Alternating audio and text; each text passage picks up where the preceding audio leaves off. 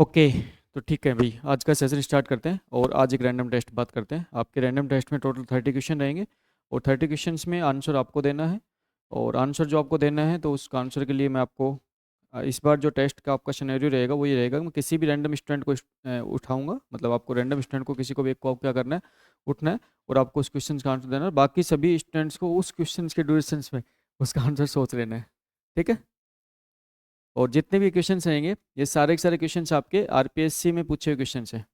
ठीक है। आरपीएससी जो अलग अदर अदर जो एग्जाम जो आपके कंडक्ट करवाती है उन एग्जाम में आपके पूछे हुए क्वेश्चन हैं।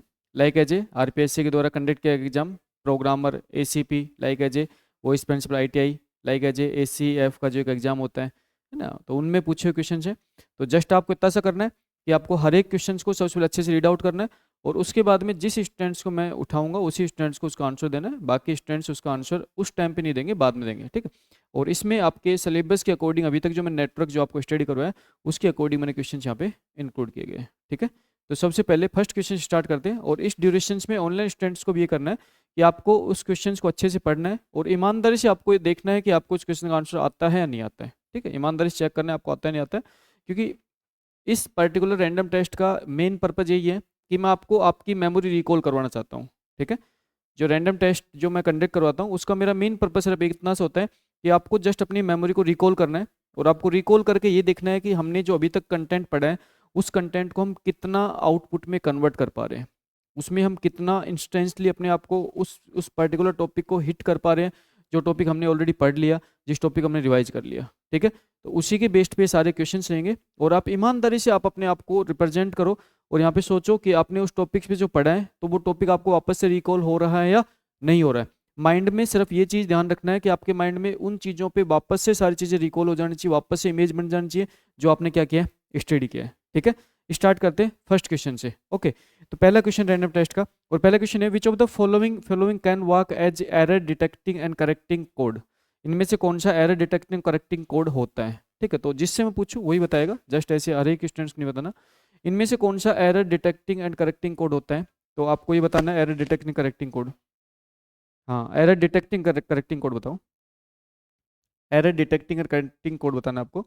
या पूछ रहे हैं हिंदी, इसका मैं बता दूंगा क्योंकि जनरली जो आरपीएससी एग्जाम कंडक्ट करवाते हैं उसमें इंग्लिश लैंग्वेज में ज़्यादा होते हैं क्वेश्चंस, हिंदी लैंग्वेज नहीं थे। तो हिंदी बता देता हूँ कि इनमें से कौन सी टेक्निक है जिसमें एरर डिटेक्शन और करेक्शन कोड, करेक्टिंग कोड दोनों को काम में ले जाता है। ठीक है। उस टेक्निक के बारे में, उस टेक्निक का नाम बताना आपको। ठीक। और यहाँ पे आपके सामने ऑप्शन है CRC cycle written check, Hamming code, आपको चेक सम और आपको 1D पैरिटी और क्वेश्चन नोट अटेम्प्टेड, है ना। तो राइट आंसर क्या, आप क्या बताया, व्हाट इज राइट आंसर। सोचो एक बार, इमेजिन करो कि मैंने आपको एक एरर कंट्रोल मैकेनिज्म पढ़ाया था। एरर कंट्रोल मैकेनिज्म में मैंने थोड़ा सा उसको डिवाइड किया था और फिर उसके बाद में मैंने एरर कंट्रोल मैकेनिज्म के अंदर मैंने कुछ कॉन्सेप्ट की बात की थी। हम्म, बताओ आंसर बताओ। चेकसम। ओके, पीछे आंसर बताओ।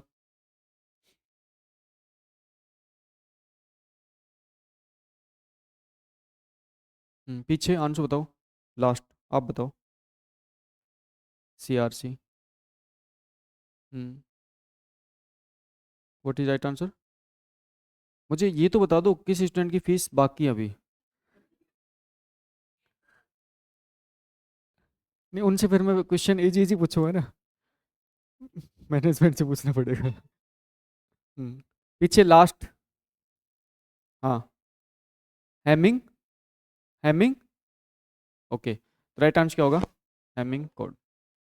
Hamming code is the right answer. देखो, अब समझो, देखो यहाँ पे इस क्वेश्चन को समझो कि ये जो क्वेश्चन है ये क्वेश्चन आपके एरर एरर कंट्रोल मैकेनिज्म से। ठीक। और एरर कंट्रोल मैकेनिज्म में मैंने आपको दो पार्ट में डिवाइड किया था एरर कंट्रोल मैकेनिज्म को। और एरर कंट्रोल मैकेनिज्म के दो पार्ट थे, उसमें एक था एरर करेक्शन, एक था एरर डिटेक्शन। ठीक है। देन एरर जो करेक्शन था, एरर करेक्शन मैंने सिर्फ आपको एक ही टेक्निक लिखवाई थी, हैमिंग कोड। हैमिंग कोड की टेक्निक लिखवाई थी एरर करेक्शन के लिए, मतलब एरर को हम करेक्ट कर पाएंगे, सही कर पाएंगे एरर को। एक हमारे पास ऐसी टेक्निक होती है जिसमें एरर का पता लगाने के साथ साथ उसमें एरर को सही भी किया जा सकता है।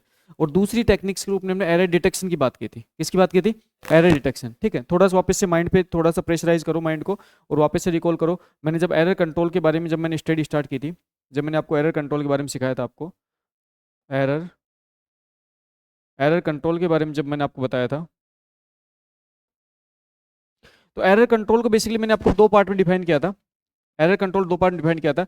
एक तो क्या था आपके पास में, एरर डिटेक्शन था, एक तो एरर डिटेक्शन था, और एक क्या था, एरर करेक्शन। ठीक है, एरर डिटेक्शन था और एरर एरर करेक्शन था। एरर डिटेक्शन था, एरर करेक्शन था। फिर एरर डिटेक्शन के अंदर जो आपके पास में टेक्निक थी, वो टेक्निक कौन कौन सी थी भैया एरर डिटेक्शन में आपको कौन थी? पैरिटी स्कीम, पैरिटी स्कीम है ना। अब पैरिटी स्कीम में धन ना, पैरिटी स्कीम में 1D पैरिटी हो सकती है, पैरिटी स्कीम में 1D पैरिटी हो सकती है ना, 1D पैरिटी हो सकती है, 2D पैरिटी हो सकती है ना। 2D पैरिटी में आप बताए थे ना, VRC, वर्टिकल रिटर्न चेक। ठीक है, तो वो सारी चीजें आपको पता होना चाहिए, है ना। और पैरिटी स्कीम में सिंपल जो आपके पास 1D पैरिटी में जो कॉन्सेप्ट था ना, उस कॉन्सेप्ट में बिल्कुल बेसिक कॉन्सेप्ट था। बेसिक कॉन्सेप्ट कौन सा था? 1D पैरिटी में इवन और ओड पैरिटी। ठीक है, वो चीज़ है। ठीक है, अच्छा उसके बाद में देखो, उसके बाद में नेक्स्ट बात करें यहाँ पे, तो हमारे पास में नेक्स्ट कौन सी थी? चेकसम थी। नेक्स्ट कौन सी थी? चेकसम थी। और फिर कौन सी थी यहाँ पे? CRC थी, साइकिल रिडंडेंसी चेक, है ना। ये जो पर्टिकुलर टेक्निक है ना, ये टेक्निक एरर डिटेक्शन की है। किसकी है? एरर डिटेक्शन की है। इन टेक्निक के माध्यम से हम सिर्फ और सिर्फ ये पता लगा सकते हैं कि हमारे डेटा पार्ट में एरर है या नहीं है। जब रिसीवर के पास डेटा प्राप्त होता है तो हम ये पता लगाएंगे कि जो हमारे पास जो रिसीवर को डेटा प्राप्त है उस डेटा पार्ट में कोई एरर है या नहीं है। डिटेक्शन पता लगाने की टेक्निक है, डिटेक्शन पता लगाने की टेक्निक। दूसरी आती है करेक्शन, करेक्शन। और करेक्शन के लिए मैंने क्या लिखा था? Hamming code, Hamming code. अब देखो करेक्शन मतलब कि यहाँ पे क्या करना है, करेक्शन क्या करना है यहाँ पे, सबसे पहले तो यहाँ पे क्या करना है, सबसे पहले तो यहाँ पे आपको पता होना चाहिए कि एरर है। भाई करेक्शन में सबसे पहले पता होना चाहिए एरर है, और फिर उसको सही भी करना है। तो एरर करेक्शंस करने के लिए हमें सबसे पहले पता होना चाहिए कि हम जो रिसीवर के पास जो डेटा आया है उसमें एरर है, और फिर उस एरर को हम क्या करेंगे? सही करेंगे, करेक्ट करेंगे। ठीक है, तो यहाँ पे हमारे पास में इजी सा क्वेश्चन था, और इस क्वेश्चन में आपसे पूछा गया था कि यहाँ पे आपको बताना है कि यहाँ पे हमारे पास में ऐसी कौन सी मैकेनिज्म है, ऐसा कौन सी टेक्निक है जिसमें आपके डिटेक्शन और करेक्शन कोड दोनों पे काम किया जाता है। और डिटेक्शन और करेक्शन कोड किस पे काम किया जाता है?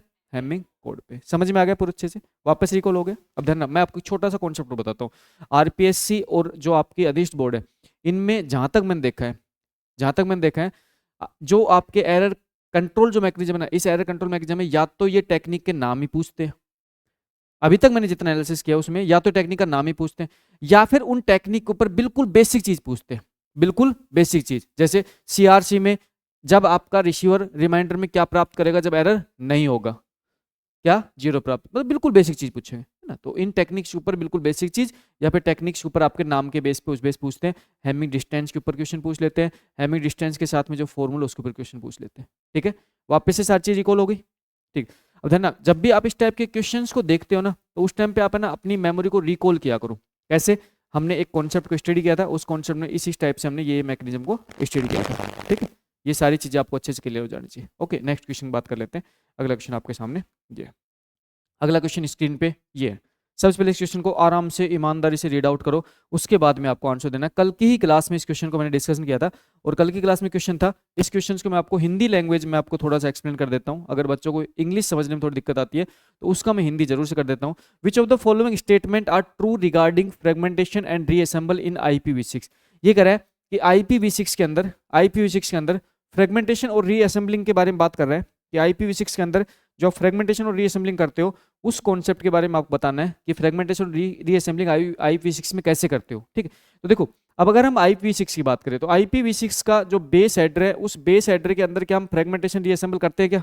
नहीं, बेस एड्रेस में ऐसा कोई मैकेनिज्म होता ही नहीं है। बट हाँ, एक्सटेंशन हेडर के रूप में हमारे पास में अवेलेबल ऑप्शन कि हम फ्रेगमेंटेशन और रीअसेंबलिंग कर सकते हैं। ठीक है, अच्छा उसके बाद में इसका ऑप्शन है IPv6 allow for fragmentation and reassemble eight intermediate router. IPv4 जो होता है वो इंटरमीडिएट राउटर में फ्रेगमेंटेशन और डीफ्रेगमेंटेशन अलाउ करता है। पहला ऑप्शन ये है। दूसरा ऑप्शन है IPv6 allow for fragmentation and reassemble only the source and destination. IPv6 में सोर्स और डेस्टिनेशन के बीच में आपका फ्रेगमेंटेशन और रीअसेंबल हो सकता है।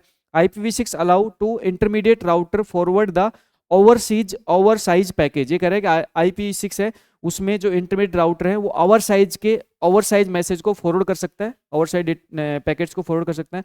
IPv6 send ICMP error message for oversize packet to the sender. तो बेसिकली ICMP एक एरर मैकेनिज्म के लिए आपके एक प्रोटोकॉल होता है जब भी आपका डेटा पैकेट्स ड्रॉप होता है तो उसके बाद में आईसीएमपी जिम्मेदारी निभाता है। आईसीएमपी जिम्मेदारी निभाता है किसके लिए? आईसीएमपी जिम्मेदारी बात है किसके लिए कि वो एरर मैसेज किसको बता देगा? सेंडर को बता देगा। ठीक है, तो ये चीज़ तो मैं आपको बता चुका हूँ कि ये जो आपके पास में IPv6 है, ये आपके IPv6 के अंदर जो आईसीएमपी होता है वो बेसिकली आपके ओवर साइज मैसेज पैकेट्स के ड्रॉप होने के बाद में उसकी इन्फॉर्मेशन सेंडर को देता है। ठीक है, देता है। तो ये चीज़ तो मैंने आपको बता दी, देता है भैया तो ना, ये चीज़ मैंने आपको बता दी। ठीक है, उसके बाद बताओ। अच्छा, मैं जिससे पूछूंगा वही बताया किसका आंसर, इसका आंसर बताओ आप। पीछे से बताओ, पीछे से लास्ट। आप बताओ, खड़े हो जाओ। हाँ, आंसर बताओ। सेकंड मतलब आप ऑप्शन बी की बात कर रहे हो ना? सही बात है, ऑप्शन बी की बात करो, बी और डी। ठीक है, इसके अलावा हम्म बैठो आप। इसके अलावा कोई और स्टूडेंट है जो इसमें आंसर चेंज करवाना चाहता है? Want to change answer? Question समझ में आ गया पक्का से? ठीक है, वांट टू चेंज आंसर, सही आंसर बताया उन्होंने। चलो डिस्कशन कर लेते हैं। अच्छा, ऐसे ऐसे कितने स्टूडेंट हैं, ईमानदार से बताओ, ऐसे कितने स्टूडेंट हैं जिनको इस क्वेश्चन को समझने में प्रॉब्लम हो रही है? ये क्वेश्चन समझ ही नहीं आ रहा है, क्वेश्चन क्या कहना चाह रहा है, ये बताओ। चलो अच्छे से बताओ, कोई नहीं, मुझे पता लगा एटलीस्ट। ऐसे कितने स्टूडेंट हैं जिनको इस क्वेश्चन को समझने में दिक्कत आ रही है, क्वेश्चन समझ में नहीं आ रहा? ठीक है, ओके। चलो देखो मैं बताता हूँ आपको। कल की क्लास में हमने डिस्कशन किया था IPv6 के ऊपर। ठीक है, और IPv6 मैंने कंपेयर किया था टेबलों के माध्यम से। और IPv6 मैंने बताया था कि IPv6 जो होता है उसके बेस हेडर में आपके फ्रेगमेंटेशन और रीअसेंबलिंग का कॉन्सेप्ट इंप्लीमेंट नहीं होता, बट एक्सटेंशन हेडर में हम इंप्लीमेंट करते हैं। फिर साथ में मैंने बताया था कि IPv6 जो होता है ना, उसमें फ्रेगमेंटेशन और रीअसेंबलिंग जो होता है वो सिर्फ और सिर्फ किस पे होता है?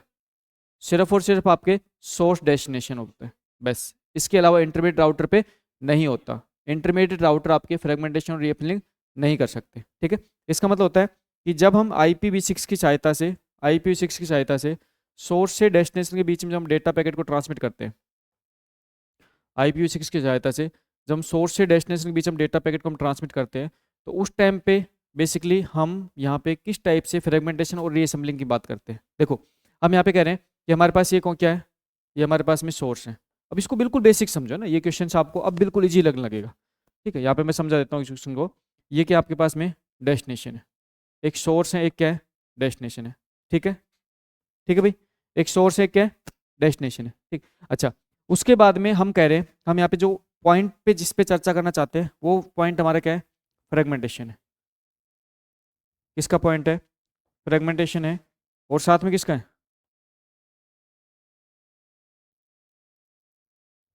रीअसेंबली।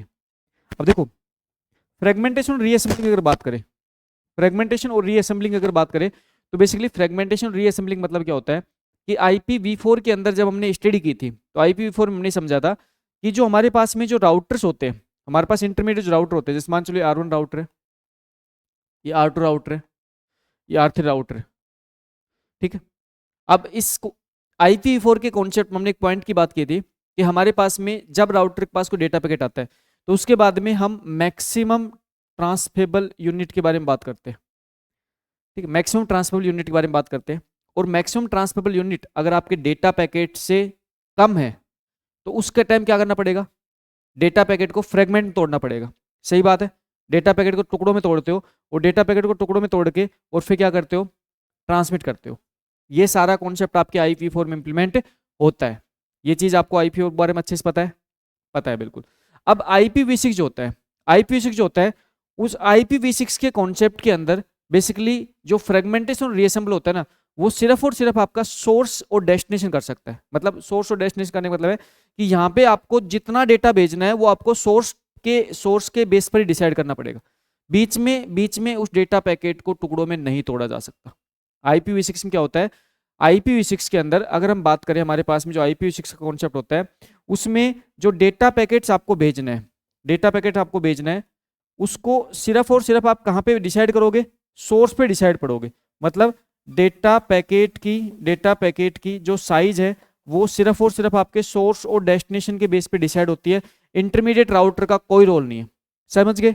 अब देखो, मान चलो हमारे पास कोई डेटा पैकेट है, और डेटा पैकेट की मान के चलो जो साइज है वो साइज कितनी है? मान चलो 40,000 बाइट है। कितनी है? 40,000 बाइट। और देखो 40,000 बाइट का जो डेटा पैकेट है, इसकी साइज डिसाइड कौन करेगा? सेंडर और रिसीवर, सोर्स और डेस्टिनेशन। अच्छा, उसके बाद में इंटरमीडिएट राउटर का कोई रोल नहीं है। इंटरमीडिएट राउटर का कोई रोल नहीं है कि इसके साइज के बेस पे तोड़ सके या वापस इसको जोड़ सके। समझ में आ गया? ठीक। अच्छा, उसके बाद में मान के चलो कि इंटरमीडिएट राउटर के रूप में एक राउटर है, इस राउटर के पास डेटा पैकेट पहुंचा, और आगे जो मैक्सिमम ट्रांसफरेबल यूनिट है, जैसे इस राउटर पर डेटा पैकेट पहुंचा और आगे जो मैक्सिमम जो ट्रांसफरेबल यूनिट है वो मान के चलो कितनी है? वो 20,000 बाइट है। ओवर साइज पैकेट है ना, ओवर साइज पैकेट यहाँ पे पहुंचता है। और जब पैकेट पहुंचता है वो मान के चलो ये जो पैकेट है, इस पैकेट्स के अंदर जो डेटा की साइज है वो कितनी है? 40,000 बाइट्स है। तो ओवर साइज पैकेट के अगर हम बात करें कि ओवर साइज जो पैकेट है, उस ओवर साइज पैकेट के राउटर के प्राप्त होने पर अब राउटर उसको क्या नहीं कर सकता? टुकड़ों में तोड़ नहीं सकता। तो राउटर क्या करेगा? है ना, एरर का कोई मतलब नहीं है। राउटर तो क्या करेगा? उसको ड्रॉप कर देगा, भाई हट, मैं कुछ नहीं कर सकता। राउटर क्या करेगा? उसको ड्रॉप कर देगा। तो ओवर साइज मैसेज राउटर के पास प्राप्त होता है, राउटर क्या कर देगा? उसको ड्रॉप कर देगा। और राउटर जब किसी पैकेट को ड्रॉप करता है तो उसके बाद में एक इंपॉर्टेंट हमारे पास प्रोटोकॉल होता है, आईसीएमपी, जो हम कल की क्लास में पढ़ेंगे। ICMP, internet control message protocol, बहुत इंपॉर्टेंट प्रोटोकॉल होता है जो बेसिकली अपनी रिस्पॉन्सिबिलिटी निभाता है। और वो क्या करता है? वो सोर्स को इन्फॉर्म करता है कि आपने जो डेटा पैकेट भेजा था वो क्या हो गया? लॉस्ट हो गया। ये सारी कहानी होती है फ्रेगमेंटेशन और रीअसेंबल किसमें? IPv6 में। अब उसके बाद में इस क्वेश्चन को वापस से रीड आउट करो। ये कहना चाह रहा है कि आपके IPv6 के अंदर फ्रेगमेंटेशन और रीअसेंबलिंग में कौन कौन से पॉइंट सही है, ट्रू की बात कर रहा है। पहला पॉइंट है IPv6 allow for fragmentation reassemble eight intermediate router. ने भी बिल्कुल गलत बात है, 200% गलत है। इंटरमीडिएट राउटर का फ्रेगमेंटेशन रीअसेंबलिंग कोई रोल नहीं होता। डन। अब देखो, जैसे ए गलत हुआ, कौन सा ऑप्शन गलत हो गया? देखो, ए गलत होते कौन सा ऑप्शन गलत हो गया? ये गलत हो गया, ये गलत हो गया, ये गलत।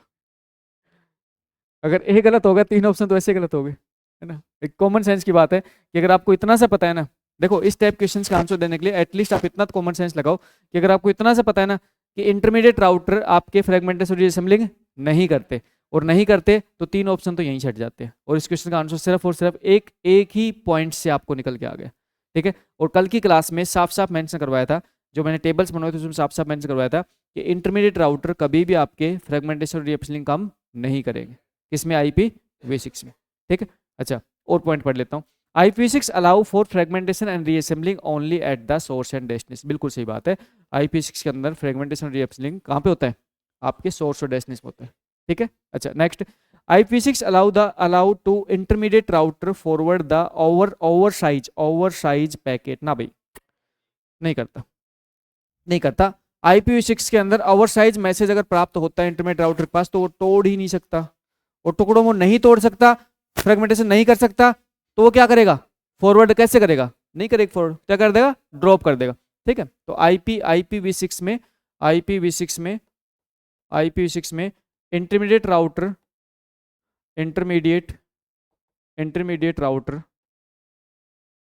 राउटर ओवर साइज पैकेट को ड्रॉप कर देता है, ठीक है भाई, फॉरवर्ड नहीं करेगा। देखो अब यहाँ पे देखो, अब ये कॉमन सेंस की बात है, कि ये चीज आपको अपने आप से सोच के बताना है। मैंने कल क्या बता दिया था कि आपका इंटरमीडिएट राउटर क्या नहीं कर पाएगा? फ्रेगमेंटेशन नहीं कर पाएगा। तो फ्रेगमेंटेशन नहीं कर पाएगा तो अगर ज्यादा साइज का पैकेट आ जाएगा तो फ्रेगमेंटेशन तो कर नहीं पाएगा, तो क्या फॉरवर्ड कर लेगा? नहीं करेगा ना। फॉरवर्ड का मतलब जानते हो ना? आगे भेजना। ये तो जानते हो ना, आगे भेजना। क्या आगे भेजेगा? नहीं भेज पाएगा भाई, उसके पास ऑप्शन ही नहीं है, वो फ्रेगमेंटेशन रीअसेंबलिंग कर ही नहीं सकता। तो ओवर साइज पैकेट को आगे कैसे भेजेगा? नहीं भेजेगा, ड्रॉप कर देगा। ठीक है, सीधा सी बात है। अच्छा, नेक्स्ट बात करते हैं। IPv6 के अंदर जो ICMP होता है ये बेसिकली एरर मैसेज के ऊपर काम करता है, और ओवर साइज पैकेट के अंदर ओवर साइज पैकेट के ड्रॉप करने के बाद में जो एरर मैसेज है वो सेंडर को भेजते हैं। बिल्कुल सही बात है, ये आपकी सही बात है। ठीक है। क्वेश्चन का राइट आंसर क्या बन सेकंड। ठीक है। देखो, जिन स्टूडेंट से जिससे मैंने अभी क्वेश्चन पूछा था उसको मैं लगातार कंटिन्यू लाइब्रेरी में देखता रहता हूँ। वो सच में ईमानदारी से मेहनत करता है ना, वो सच में मेहनत करता है। वो लाइब्रेरी में बेचारा ईमानदारी से अपनी मेहनत पे लगा रहता है, काम करता रहता है। और वो भी आप जैसा ही इंसान है, आप देख सकते हो उसको, है ना, वो बादाम नहीं खा के आता। है ना, वो सुबह बादाम भी नहीं खा के आता, पूछ लो आप उससे, है ना। तो आप में और उसमें जो कमियां है ना, वो सिर्फ कमियां है कि कमियां ये है कि उसके एफर्ट्स है, आपके एफर्ट्स नहीं है, ये ईमानदारी है, ठीक है। और उसके एफर्ट से जॉब वही लगेगा, ये भी फैक्ट है, उसके एफर्ट जॉब आप नहीं लगोगे, उसके एफर्ट्स की जॉब वही लगेगा। और वो जो मेहनत कर रहे हैं वो मेहनत अपने भविष्य के लिए कर रहे हैं, और आप जो इस टाइम पे टाइम पास कर रहे हो वो आप अपने भविष्य के लिए कर रहे हो, ठीक है। क्योंकि क्वेश्चन हार्ड नहीं होते, अगर क्वेश्चन हार्ड होता तो वो स्टूडेंट में आंसर नहीं दे पाता, ठीक है। आगे क्वेश्चन बात करते हैं, नेक्स्ट क्वेश्चन बात करते हैं। Which of the following statement are true regarding firewall. ये चीज आपके टॉपिक्स में ऑलरेडी चल रहा है, सिक्योरिटी में आपके फायरवॉल्स का कॉन्सेप्ट आपके ऑलरेडी चल रहा है, फायरवॉल्स को आप स्टडी कर रहे हो, ठीक है। तो आपको क्या करना है कि यहाँ पे फायरवॉल्स के बारे में आपको क्या बताना है, ट्रू या गलत, ट्रू बताना है, सही सही कथन बताना है फायरवॉल्स के बारे में, कि सही कथन कौन से हैं फायरवॉल के बारे में। सबसे पहले स्टडी करो, इस क्वेश्चन को रीड आउट करो, फिर आंसर दो। Only the packet for trusted source address can be enter the organization network. ये कह रहा है कि ऐसा पैकेट जो ट्रस्टेड सोर्स से आया हुआ है उसी को हम ऑर्गेनाइजेशन के अंदर एंटर करते हैं, मतलब अलाउ करते हैं ऑर्गेनाइजेशन के अंदर एंटर करने के लिए, ठीक। अच्छा, it is important to have firewall to prevent the network from unauthorize access. ये कह रहा है कि इट इज इंपॉर्टेंट, ये महत्वपूर्ण है फायरवॉल्स में रोकथाम करने के लिए नेटवर्क में अनऑथराइज एक्सेस को। फायरवॉल बेसिकली नेटवर्क में अनऑथराइज एक्सेस को क्या करता है, रोकथाम करता है। तो वो क्या करता है, फायरवॉल करता है नहीं करता है बताना आपको। A firewall can be implemented using hardware और सॉफ्टवेयर और द कॉम्बिनेशन ऑफ बोथ। ये फायरवॉल्स होता है, ये आपके हार्डवेयर सॉफ्टवेयर या दोनों के कॉम्बिनेशन से इंप्लीमेंट किया जा सकता है। A firewall cannot be implemented using software. Firewall को सॉफ्टवेयर की सहायता से इंप्लीमेंट नहीं कर सकते, है ना। तो आपको आंसर देना है, मैं पूछूँ वही आंसर देगा, मैं जिससे पूछूंगा वही आंसर देगा। तो इसका आंसर देने के लिए आप मुझे yellow T shirt, A B C, okay answer दिया है। एक स्टूडेंट है जिसने आंसर दिया A B C. Anything else, कोई चेंज करना चाहता है, चेंज करना चाहता है, वांट टू चेंज, सही बात है, पक्का, ठीक है। देखो यहाँ पे अगर बात करें फायरवॉल्स की बात करें, तो फायरवॉल्स के रूप में हमने जिस जिस पर्टिकुलर सिक्योरिटी दरवाजे की बात की थी, उस सिक्योरिटी दरवाजे में हमने एक कॉलेज का एग्जांपल लेके समझा था कि कॉलेज का एक गेट है, उस कॉलेज के गेट के अंदर आपको इन होने के लिए आपको ऑथराइज पर्सन होना जरूरी है। तो उसी से 2 से 3 पॉइंट तो यहाँ पे डायरेक्टली समझ में आ रहे होंगे आपको। सबसे पहला पॉइंट क्या कह रहा है, only the packet from the trusted source. Trusted source address से जो पैकेट आ रहा है उसको ही किसी ऑर्गेनाइजेशन के अंदर आपको क्या करना है, अलाउ करना है। बिल्कुल सही बात है, 100% सत्य बात है फायरवॉल के लिए। ये चीज फायरवॉल्स आपका क्या करता है, करके देता है, ठीक है। फिर नेक्स्ट बात कर रहा है, it is important to have firewall to prevent the network from unauthorize access. ये कह रहे हैं कि अनऑथराइज एक्सेस से बचाता है नेटवर्क को। बिल्कुल सही बात है, ये तो काम करता है कौन, फायरवॉल, ये भी काम करता है। ये firewall can B implemented using hardware और सॉफ्टवेयर और the combination of both. Firewalls आपके हार्डवेयर सॉफ्टवेयर या दोनों कॉम्बिनेशन से मिलकर बना होता है। साफ साफ पॉइंट लिखवा रखा है ना, लिखवा रखा है, बिल्कुल सही बात है, बिल्कुल सही बात है। अगला, firewall cannot B implemented using software. अब देखो इन इन 2 पॉइंट को थोड़ा सा गौर समझो। जब ऊपर वाला पॉइंट सच है तो नीचे वाला पॉइंट झूठ अपने आप हो जाएगा, जब ऊपर वाला पॉइंट सच है तो नीचे वाला झूठ अपने आप हो जाएगा, ठीक है। समझ में आ गया। देखो इस टाइप के क्वेश्चन जब एग्जाम में आपके पूछे जाते हैं तो यहाँ पे एक छोटा सा लॉजिक आपको जो काम में लेना है, वो लॉजिक काम में लेना है कि सबसे पहले जो ऑप्शन आपका सही हो जाता है, जैसे मान चलो आपका फर्स्ट ऑप्शन सही हो जाता है, तो फर्स्ट ऑप्शन सही होते के साथ ये देख लीजिए कि ऐसा कोई ऑप्शन तो नहीं है जहाँ पे ए ना हो, उसको हटा दिया करो, रिमूव कर दिया करो। तो उससे क्या होता है कि इस क्वेश्चन का आंसर देने में थोड़ा सा क्या होता है, आपको ईजी होता है ना, ईजी वे में इस क्वेश्चन का आप आंसर दे सकते हो, ठीक है।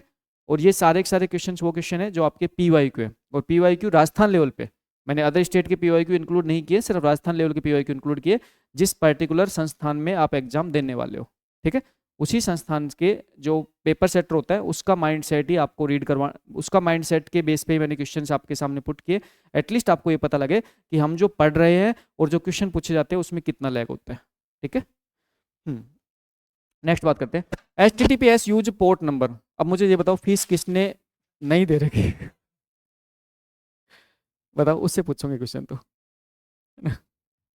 HTTPS का पोर्ट नंबर कितना है भाई, कितना है, कितना है, 443। देखो इस टाइप के क्वेश्चन पूछे जाते हैं, ऐसा नहीं है कि हर एक क्वेश्चन हार्ड होते हैं, ऐसा नहीं है हर क्वेश्चन हार्ड होता है, ठीक है ना। क्वेश्चन आपके कॉम्बिनेशन बनते हैं, हर एक क्वेश्चन हार्ड नहीं होता है। ये भी क्वेश्चन आपके RPSC के द्वारा ही पूछा गया है। तो यहाँ पे जो HTTPS होता है जिसको हम बात करते हैं hyper text trans protocol secure, और उसका जो प्रोटोकॉल पोर्ट नंबर होता है कितना होता है, 443।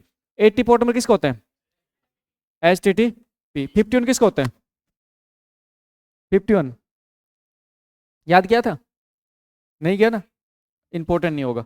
ये किसका होता है? SMTP। ठीक है, ओके। नेक्स्ट बात करते हैं, अगला क्वेश्चन है, which standard is use to define protocol host computer port and path? बताना नहीं है, मैं पूछूंगा भी बताएगा।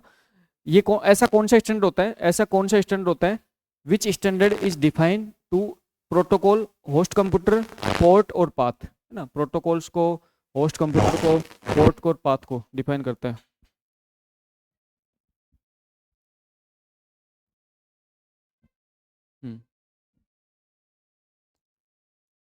लास्ट में आप बताओ लास्ट में कौन डिफाइन करता है? URL मतलब option, option B. Option second बताएं, तो कोई चेंज करना चाहता है? ऑप्शन सेकंड चेंज करना चाहता है? सही बात है।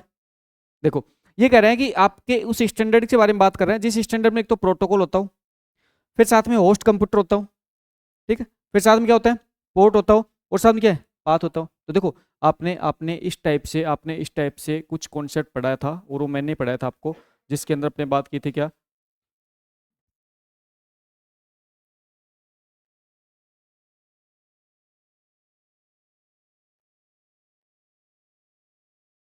ठीक है, फिर जैसे मान चलो जैसे इंडेक्स, ठीक है, इस टाइप से जैसे आप आगे आपकी चीज़ होती है, ठीक है, इस टाइप से आपने कॉन्सेप्ट पढ़ा था। और ये क्या चीज़ है, क्या है ये? URL। क्या है? URL। देखो, इसके अंदर आपका ये तो प्रोटोकॉल हो गया। अब ये देखो, इसने क्या दे दिया, इसको इसने डोमेन नाम देके होस्ट कंप्यूटर दे दिया।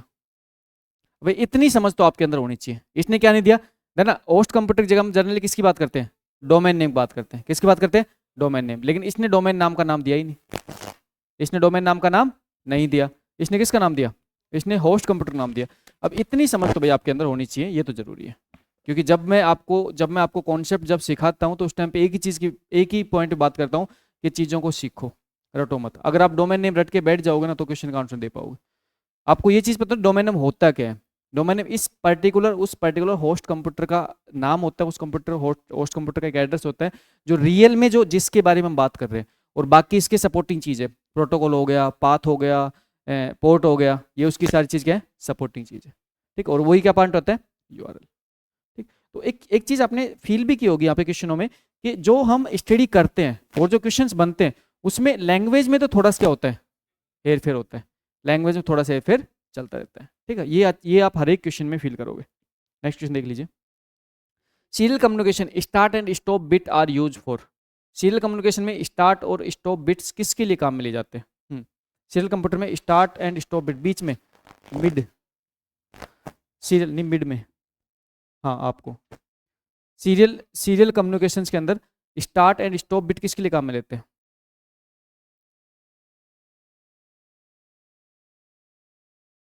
सीरियल कम्युनिकेशन में स्टार्ट एंड स्टॉप बिट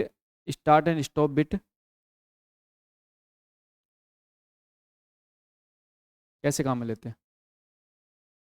बताओ, किसके लिए? किसके लिए? ओके, सही बात है, सिंक्रोनाइजेशन। इसके लिए काम में लेते हैं, सिंक्रोनाइज। देखो, कम्युनिकेशन मैंने आपको दो टाइप कम्युनिकेशन बात की थी, एक तो पैरेलल था, एक सीरियल था। पैरेलल था, एक सीरियल था। अच्छा, सीरियल में मैंने दो टाइप बात की थी, तीन टाइप बात की सीरियल में। सीरियल में कौन कौन से मोड थे आपके? एक तो आप start and stop bit use कर रहे थे, फिर एक क्या कर रहे थे, एक टाइम सिंक्रोनाइज बात कर रहे थे, और फिर आइसो सिंक्रोनियस की बात कर रहे थे, जो मल्टीमीडिया मैसेज को ट्रांसमिट करने की बात कर रहे थे। याद आया कुछ? तो जब मैंने आपको स्टार्ट एंड स्टॉप बिट की सहायता से सीरियल में कम्युनिकेशन की बात की थी, मैंने कहा था भाई आपका कोई पर्टिकुलर आप जो फ्रेम्स को ट्रांसमिट करते हो, उसमें आप स्टार्ट एंड स्टॉप बिट को काम में लेते हो। किस काम में लेते हो? Start and stop bit, start और स्टॉप बिट्स को काम में लेते हो। और ये जो स्टार्ट एंड स्टॉप बिट्स हैं, ये बेसिकली आपके आपके जो फ्रेम है उनके बीच में सिंक्रोनाइजेशन प्रोवाइड करती है। क्या प्रोवाइड करती है? सिंक्रोनाइजेशन। ठीक है, तो इनकी सहायता से हम क्या करते हैं फ्रेम्स के बीच सिंक्रोनाइजेशन सिंक्रोनाइजेशन प्रोवाइड करते हैं, प्रोवाइड करते हैं। ठीक है, तो इसका राइट आंसर क्या बन जाएगा आपका? सिंक्रोनाइज प्रोवाइड करते हैं। ठीक है, done. Next, which one of the following use UDP as a transport layer. ठीक है, जिससे पूछो ही बताएगा। ये कहना चाह रहा है कि आपके ऐसा कौन सा प्रोटोकॉल है जो ट्रांसपोर्ट लेयर के रूप में आपके यूडीपी काम में लेता है। ठीक है, तो आपके कुछ प्रोटोकॉल्स के नाम यहाँ पे गिवन है और इनमें से आपको बताना है ऐसा कौन सा प्रोटोकॉल है जो एज ए ट्रांसपोर्ट लेयर के रूप में किस काम में लेता है, यूडीपी को। अब देखना, ट्रांसपोर्ट लेयर के प्रोटोकॉल्स के रूप में आपको टीसीपी, यूडीपी, एससीटीपी, है ना, इन प्रोटोकॉल्स के बारे में पता है। तो यूडीपी यूडीपी के लिए किसकी बात करते हैं, यूडीपी आपका कौन काम लेता है, बताओ, आप बताओ कौन काम लेता है, डीएनएस। तो डीएनएस जो होता है, जिसको हम बात कर रहे हैं क्या, domain name system, domain name system. Domain name system जो होता है वो बाय डिफॉल्ट है ना। अब इसके बारे में पॉइंट समझ लो अच्छे से। Domain name system by default, domain name system by default, by default किसको काम में लेता है, यूडीपी काम में लेता है। लेकिन जब रिक्वेस्ट साइज है ना, लेकिन जब रिक्वेस्ट साइज 512 बाइट से ज्यादा हो जाती है तो ये टीसीपी को भी काम में लेते हैं, ये टीसीपी काम में लेते हैं, है ना। इंटरनल कॉन्सेप्ट अगर पढ़ना चाहो तो ये भी ध्यान रख लेना कि अगर रिक्वेस्ट साइज आपकी, अगर रिक्वेस्ट साइज आपकी 512 बाइट ज़्यादा हो जाती है तो फिर ये टीसीपी भी काम में ले लेता है। बट बाय डिफॉल्ट किस काम लेता है, यूडीपी। बाय डिफॉल्ट यूडीपी काम लेता है, आपको अच्छे से पता है। ठीक है, नेक्स्ट क्वेश्चन बात कर लेते हैं। The four fundamental characteristics, four fundamental characteristics बात कर रहे हैं। Four fundamental characteristics of an effective data communication are, जो इफेक्टिव डेटा कम्युनिकेशन होता है उसकी फोर फंडामेंटल करेक्टरिस्टिक कौन कौन सी होती हैं, आप बताओ। पीछे, इस साइड आपसे पीछे, आप बताओ, बीच, हाँ, नहीं नहीं, हाँ आप बताओ। फोर फंडामेंटल करेक्टरिस्टिक की बात कर रहा हूँ मैं, फोर फंडामेंटल करेक्टरिस्टिक कौन कौन सी होती है,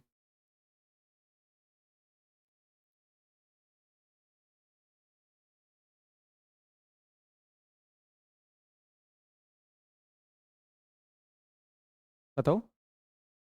आंसर बता देना आपको, फोर फंडामेंटल करेक्टरिस्टिक्स। इससे इससे आगे आप बताओ। हम्म फोर्थ ऑप्शन, फोर्थ ऑप्शन मतलब ये, मतलब ये कहना इसके है, फोर्थ ऑप्शन ये कहना चाह रहे हो। ठीक है, एनीथिंग एल्स करेक्ट करना चाहते हो, कौन सा, what is right answer, third. कौन कौन से होते हैं, डिलीवरी एक्यूरेसी टाइमलेस और प्रोटोकॉल्स, एनीथिंग एल्स।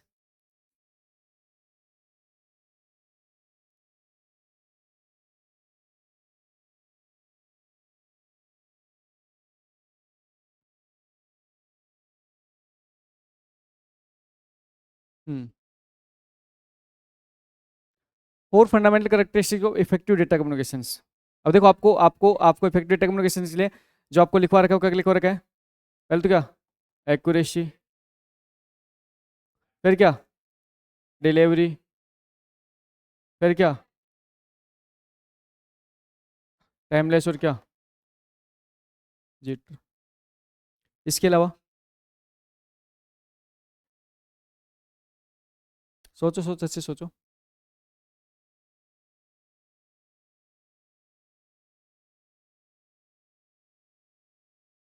देखो, ये तो ऑप्शंस आपके हट गए। ठीक है, प्रोटोकॉल या नॉइस, प्रोटोकॉल नॉइस, ना करेक्टरिस्टिक्स की बात कर रहे हैं, विशेषताएं की बात कर रहे हैं। और विशेषताओं के अंदर क्या आएगा, नॉइस आएगा, प्रोटोकॉल आएगा। देन नॉइस की बात करें तो नॉइस मतलब क्या होता है, अनवांटेज सिग्नल्स की बात कर रहे हैं। और प्रोटोकॉल मतलब रूल्स की बात कर रहे हैं। राइट आंसर क्या होगा,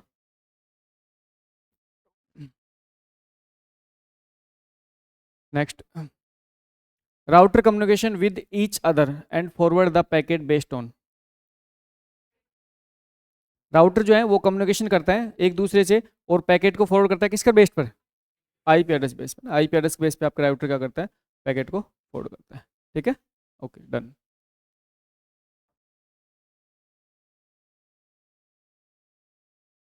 विच of the following is the contention free protocols, आपके ऐसा कौन सा है, मैं पूछू वही बताएगा।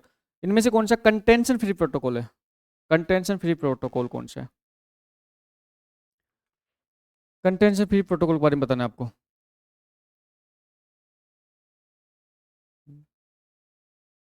कंटेंशन फ्री प्रोटोकॉल्स, बताओ आप, बताओ आप, बताओ हाँ, आप ही बताओ आप, हाँ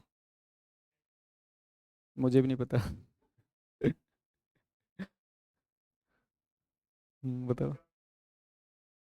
token, token ring, D, D, want to change, कोई चेंज करना चाहता है, चेंज करना चाहता है, नहीं करना, okay, what is right answer, D is the right answer.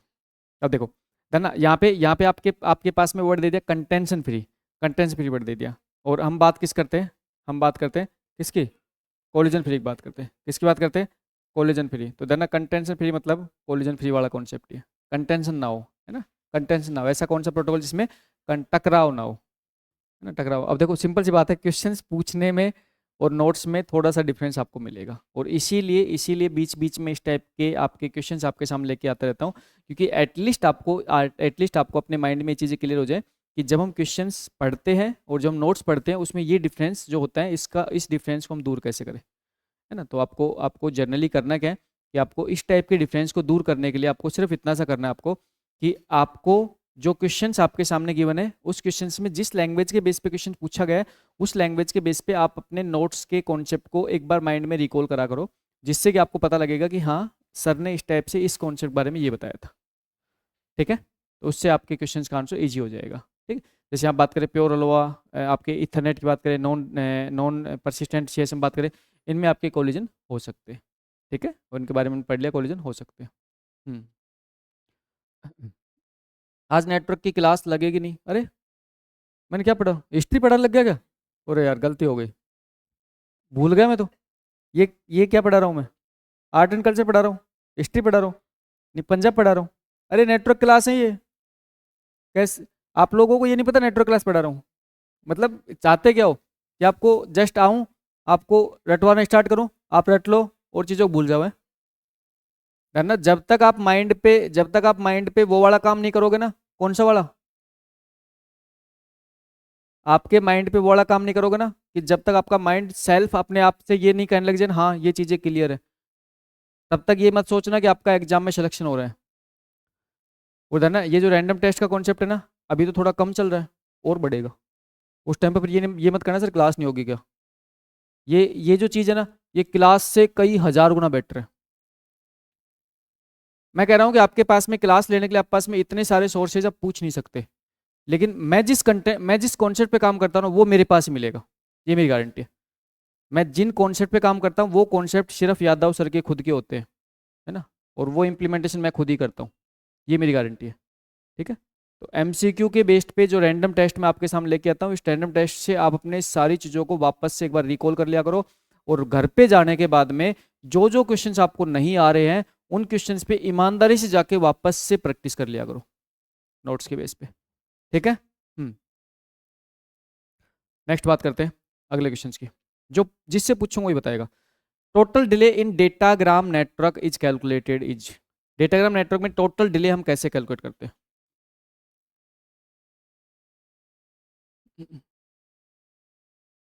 Total delay की बात करें, टोटल डिले कैसे कैलकुलेट कर रहे हैं, बताओ भाई, आप बताओ, यादव जी बताओ, total delay, what is right answer, A, one मतलब है, one, one right answer, one बताया, एनीथिंग एल्स, चेंज करना चाहते हैं कोई, टोटल डिले की बात कर रहे हैं और टोटल डिले में राइट आंसर अभी जो बताया वन बताया, कोई चेंज करना चाहता है, सही है, पक्का से। देखो, जब भी हम डिवाइस के बीच, नोड के बीच कम्युनिकेशंस की बात करते हैं, तो हम कुछ कुछ टाइम की बात करते हैं, जैसे हम किसकी बात करते हैं, हम बात करते हैं ट्रांसमिशन टाइम बात करते हैं, हम बात करते हैं किसकी, प्रोपोगेशन टाइम या प्रोपोगेशन डिले, है ना, मैंने साफ साफ लिखा रखा, प्रोपोगेशन टाइम की जगह हम प्रोपोगेशन डिले भी कह सकते हैं, ठीक है, इस चीज़ में कंफ्यूज मत होना। अब टोटल टाइम की बात कर रहे हैं, अब टोटल टाइम में देखो क्या होगा, ट्रांसमिशन टाइम भी होगा, प्रोपोगेशन टाइम भी होगा, और साथ में क्यू डिले भी होगा, मतलब बीच में आपके अदर जो आपके नोड्स होते हैं, अदर जो आपके बीच में जो आपके डिवाइस होते हैं, उनके अंदर जब डेटा पैकेट्स जब फ्रेम फॉरवर्ड की जाती है तो उस टाइम पे वो भी तो प्रोसेस करते हैं, तो उसमें जो उनकी जो क्यू डिले है वो भी तो काउंट होगा ना। तो इसका मतलब है total total transmission time, total propagation time and total waiting time, मतलब वेटिंग टाइम मतलब क्यू डिले, भाई बीच में जैसे ये जो दो नोड है ये जरूर थोड़ी डायरेक्टली कनेक्टेड है, इनके बीच में और भी तो नोड हो सकते हैं, पता है नहीं चीज़ आपको?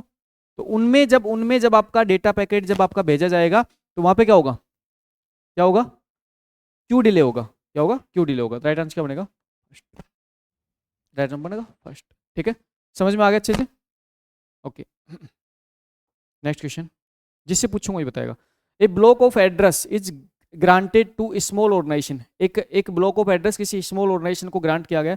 If one of the address is, एक एड्रेस आपको दे रखा है और एक एड्रेस क्या दे रखा है, 205.36.39, एक एड्रेस दे रखा है /28, ये एड्रेस दे रखा है।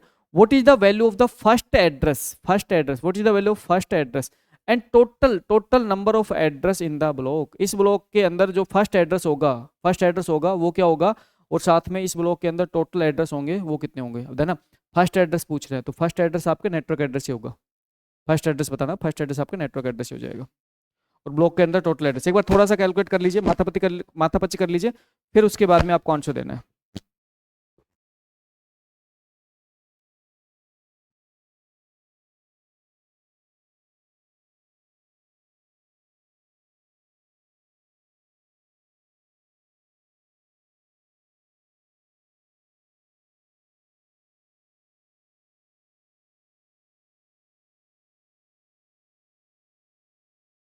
हो गया, कैलकुलेशन हो गया। ठीक है, अब आपको आंसर देना है। आंसर देने के लिए मैं जिस स्टूडेंट से पूछूंगा वही आंसर देगा। आप बताओ बीच में, अब लास्ट में आप बताओ। हाँ आप बताओ, नहीं कैलकुलेट किया? आप बताओ, कैलकुलेट किया नहीं है, कर रहे हो? नहीं आ रहा, आ नहीं रहा। क्लास ले ली आईपी एड्रेस की, CIDR की भी ले ली। ओके, किन किन स्टूडेंट्स का आंसर आ गया, आ गया, आ गया? इस साइड से हो गया सोल्व, पीछे से हो गया, आप लोगों से तो हो ही जाएगा मुझे पता है। हम्म, हो गया। ओके, इस साइड से हो गया, सोल्व हो गया। क्लास ले रहे हो आपसे रोज कंटिन्यू।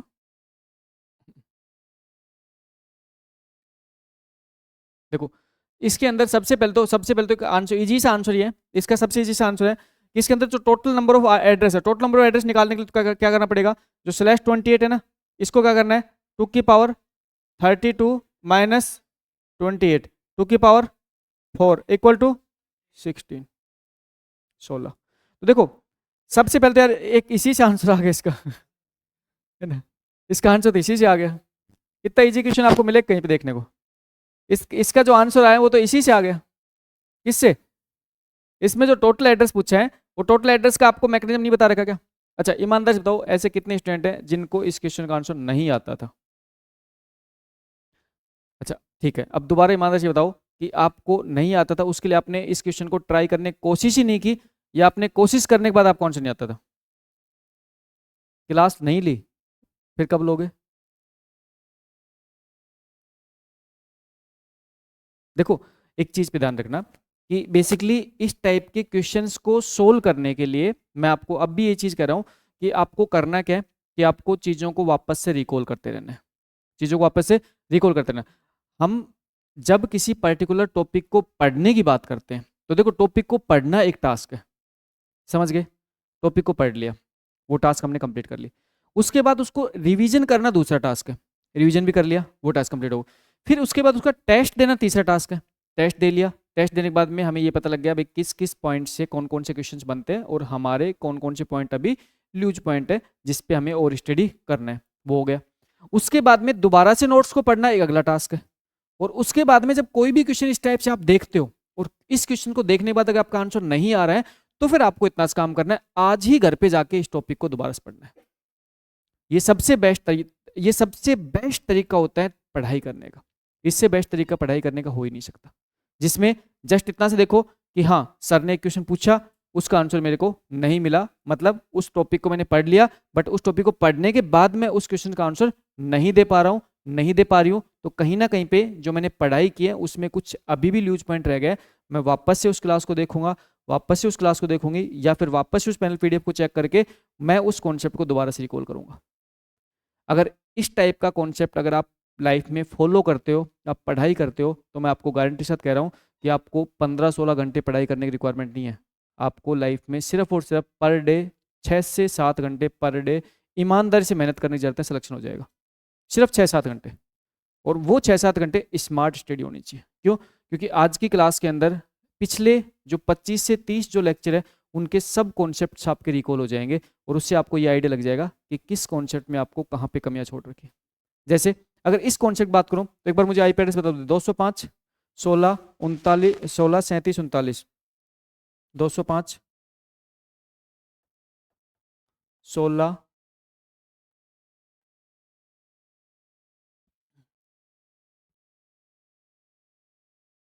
स्लैश 28। ठीक है भाई। अब देखो कैसा एड्रेस है, सी आई डी आर है, पता है ना, सी आई डी आर है। ठीक, यहाँ पे क्या है, सी आई डी आर है। ठीक है, क्लासलेस इंटरडोमेन राउटिंग, सही बात है। अब देखो इसमें इसमें बेसिकली क्या होता है, जो स्लैश के बाद जो नंबर होता है ये मास्क को रिप्रेजेंट कर रहा है। ठीक है, ये किसको रिप्रेजेंट करता है? अच्छा, इससे इससे हम टोटल एड्रेस कैसे निकालते हैं, है ना। यहाँ पे जो एड्रेस होते हैं वो एड्रेस किस में होते हैं, वो ब्लॉक एड्रेस होते हैं। तो टोटल टोटल ब्लॉक जो एड्रेस होते हैं, है ना, एड्रेस इसके अंदर होते हैं किस में, ब्लॉक में। तो टोटल जो ब्लॉक एड्रेस है वो टोटल ब्लॉक एड्रेस देखो भी कितने हैं, टोटल ब्लॉक एड्रेस देखिए कितने। टोटल ब्लॉक एड्रेस निकालने के लिए आपको सिंपल सा कॉन्सेप्ट है, 2 की पावर 32 में से इस मास्क को घटा देना है, और यहाँ पे आपके पास में जो वैल्यू आती है वो आपके पास में टोटल एड्रेस आ जाता है। सही बात है। अब देखो ये जो /28 है ये बेसिकली रिप्रेजेंट कर रहा है नेटवर्क आईडी को। सही बात है। इस आईपी एड्रेस के अंदर 28 बिट्स नेटवर्क आईडी के लिए, तो नेटवर्क आईडी को तो हमें बिल्कुल टच ही नहीं करना, नेटवर्क आईडी को तो हम साइड कर देंगे। इसका मतलब है कि हमारे पास में जो 32 बिट है उस 32 बिट में से हम कितने बिट को, हम 28 बिट के साथ हम कोई छेड़खानी नहीं करेंगे। अब 28 बिट साथ नहीं करेंगे तो देखो 24 बिट तो यहाँ हो गए, 24 बिट तो कहाँ हो गए, यहाँ हो गए। फिर आपके पास में क्या है, फिर आपके पास में क्या है, 39 है। इस 39 कितने बिट है, 8 बिट है। इस 8 बिट में से भी 4 बिट है ना, उसको तो साइड कर देना और 4 बिट पे काम करना है सारा। अब देखो 39 का सबसे पहले बाइनरी कैलकुलेट करो, बाइनरी कन्वर्ट करो। तो देखो 39 बाइनरी क्या होगा, 128 64, फिर क्या 64 के बाद क्या 32, फिर 32 के बाद क्या 16 8 4 2 और 1। सही बात है, हो गया ना। देखो 1 2 4 8 16 32 64 128, तो ये तो 32 32 और 4 36 और 2 38 और 1 39। ठीक, अब इसमें से भी, अब इसमें से भी हमें इन 4 बिट पे काम नहीं करना, इन 4 बिट काम नहीं करना, इन 4 बिट पे काम करना है। अब इन 4 बिट के बेस पे हम क्या करेंगे, हम यहाँ पे 16 एड्रेस को डिफाइन करेंगे। टोटल कितने एड्रेस इसमें, 16 एड्रेस है। अब इन 4 बिट के बेस पे हम 16 एड्रेस डिफाइन करेंगे। तो इसका जो पहला एड्रेस होगा, पहला एड्रेस क्या बनेगा, ये चारों बिट क्या हो जाएंगे, 0। फिर ये चारों बिट क्या हो जाएंगे, 3 बिट 0 1 बिट 1, फिर क्या, फिर क्या, फिर क्या, इस टाइप से लास्ट में क्या हो जाएगा 1 1 1 1। अब देखो ये जो पहला जो नंबर है, ये जो पहला नंबर है ये ब्लॉक का फर्स्ट एड्रेस है, ये ब्लॉक का फर्स्ट एड्रेस है, block first address, block first address. और धन ब्लॉक का जो फर्स्ट एड्रेस है ना, ये ब्लॉक का जो फर्स्ट एड्रेस है, इस एड्रेस को हम नेटवर्क आईडी के लिए काम में लेते हैं। लेकिन जब आपको क्वेश्चन में पूछे ना इस ब्लॉक का फर्स्ट एड्रेस कौन सा है, तो फर्स्ट एड्रेस तो ब्लॉक का भाई यही है। उसके बाद में ये ब्लॉक का फर्स्ट होस्ट एड्रेस है, ब्लॉक फर्स्ट होस्ट एड्रेस, ये होस्ट आईपी एड्रेस है भाई, ये आपका ब्लॉक का फर्स्ट होस्ट आईपी एड्रेस है। ये इसके अलावा है ना, ये इसके अलावा यहाँ पे ये ब्लॉक का लास्ट क्या, लास्ट होस्ट आईपी एड्रेस, ये लास्ट होस्ट आईपी एड्रेस है उस ब्लॉक का। और ये ब्लॉक का लास्ट एड्रेस है ना, block last address, block last address. और ब्लॉक लास्ट एड्रेस को हम क्या कहते हैं, डीबीए कहते हैं। क्या कहते हैं, डीबीए। अब देखो इस ब्लॉक का जो फर्स्ट एड्रेस बनेगा उसमें 4 बिट तो सेम रहेंगे, 4 बिट तो क्या 0 0 1 0, और 4 बिट क्या आगे किसका हो गया एड्रेस 1 2 4 8 16 32, कितना हो गया 32। ठीक है, क्वेश्चन इसी से आएंगे, है ना, क्वेश्चन इन्हीं पॉइंटों से आते हैं, क्वेश्चन इन्हीं कॉन्सेप्ट से आते हैं। बस ये है कि इन कॉन्सेप्ट से आपके इधर उधर घुमा के आपसे क्वेश्चन आपके पूछ ले जाते हैं। इजी क्वेश्चन होते हैं, कॉन्सेप्ट इजी होता है। बस ये है कि आपको क्वेश्चंस का आंसर देते समय आपको ये ध्यान रखना है कि क्वेश्चन में पूछा क्या गया। अगर मान के चलो इस क्वेश्चन के अंदर यहाँ पे फर्स्ट एड्रेस ना पूछ के फर्स्ट होस्ट एड्रेस पूछ लेता तो फिर 33 होता। फर्स्ट होस्ट एड्रेस पूछ लेता तो 33। अगर यहाँ पे टोटल एड्रेस ना पूछ के आपके टोटल होस्ट आईपी एड्रेस पूछ लेता तो कितने होते? तो कितने होते? 16 में से कितने घटा देंगे? 2 घटा देंगे। इस पर्टिकुलर ब्लॉक के अंदर 16 एड्रेस है ना? इस पर्टिकुलर ब्लॉक में 16 टोटल एड्रेस है, 16 टोटल एड्रेस है। लेकिन जब इस ब्लॉक के अंदर होस्ट आईपी एड्रेस की बात करेंगे तो 2 माइनस कर देंगे। क्यों? एक तो नेटवर्क आईडी चला गया, एक डीबीओ चला गया, तो होस्ट आईपी एड्रेस तो 14 ही है। अब ये चीजें आपको ध्यान रखना है और ये चीजें आपको क्वेश्चंस में चेक करना है कि क्वेश्चंस में आपसे पूछा क्या गया है। क्या? हाँ जी, ये क्लास लेस है। आप क्लास ए में बात कैसे कर रहे हो? सीआईडीआर है ये तो सीआईडीआर है। अरे अच्छा, अब समझो। जब मैंने सीआईडीआर पढ़ाया तो मैंने क्लास का नाम लिया था? सीआईडीआर में क्लास का कॉन्सेप्ट होता ही नहीं है। ये तो क्लासलेस इंटर डोमेन है, इसमें क्लास है ही नहीं। सीआईडीआर के अंदर क्लासलेस है, इसमें कोई क्लास का कॉन्सेप्ट नहीं है। क्लासफुल आईपी एड्रेस का कॉन्सेप्ट अलग चलता है, सीआईडीआर कॉन्सेप्ट अलग चलता है। ये तो क्लासलेस है जिसमें तो स्लैश नोटेशन से आईपी एड्रेस रिप्रेजेंट होता है।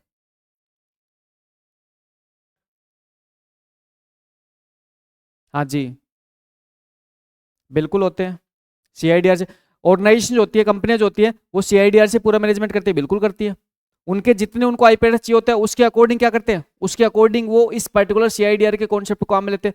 उसके अकॉर्डिंग आप नेटवर्क आईडी डिफाइन करते हो, आपको कितने पर्टिकुलर होस्ट को आईपी एड्रेस असाइन करना है, उसके अकॉर्डिंग आपके क्या चलता है, उसके अकॉर्डिंग आपका पूरा कॉन्सेप्ट ये स्लैश के अंदर चलता है। आप पास मान चलो 10 होस्ट है, 10 होस्ट को आपको क्या करना है, आईपी एड्रेस असाइन करना है। तो आपका स्लैश नोटेशन स्लैश आपका क्या हो जाएगा, स्लैश 28 हो जाएगा, क्योंकि यहाँ पे कितने टोटल होस्ट मिल जाते हैं, 14। तो ये कॉन्सेप्ट आपको बहुत अच्छे से सिखा रखा है। क्लास का कॉन्सेप्ट यहाँ पे नहीं चलता, पूरा क्लासलेस है। ठीक है, नेक्स्ट बात कर लेते हैं। अगला क्वेश्चन देखो। विच protocol is not in transport layer protocol? ऐसा कौन सा प्रोटोकॉल जो ट्रांसपोर्ट लेयर का ना नहीं है?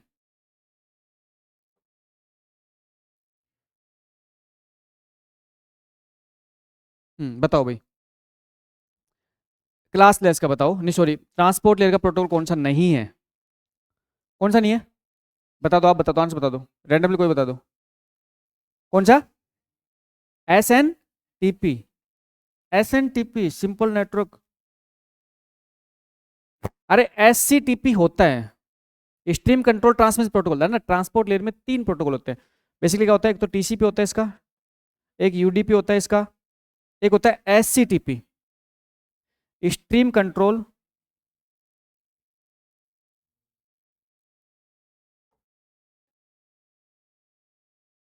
ट्रांसमिशन।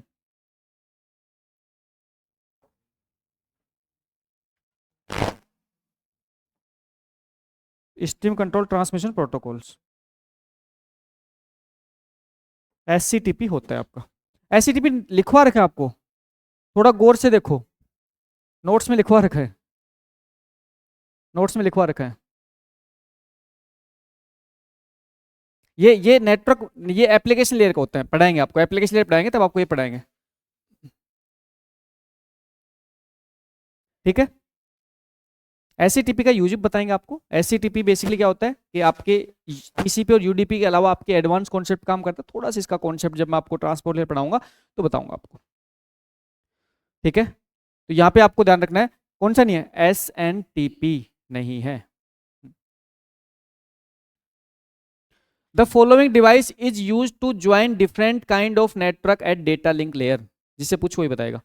आप कह रहे हैं the following device is use to join different kind of network at data link layer. आपके कौन से डिवाइस हैं जो आपके डिफरेंट अलग अलग टाइप्स के नेटवर्क को जोड़ने की बात करते हैं?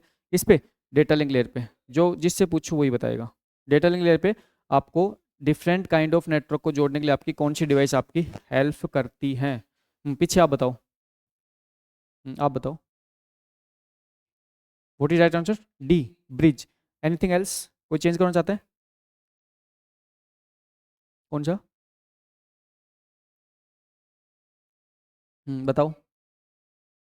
हम्म क्या कह रहे हो आप? बताओ आंसर क्या कह रहे हो?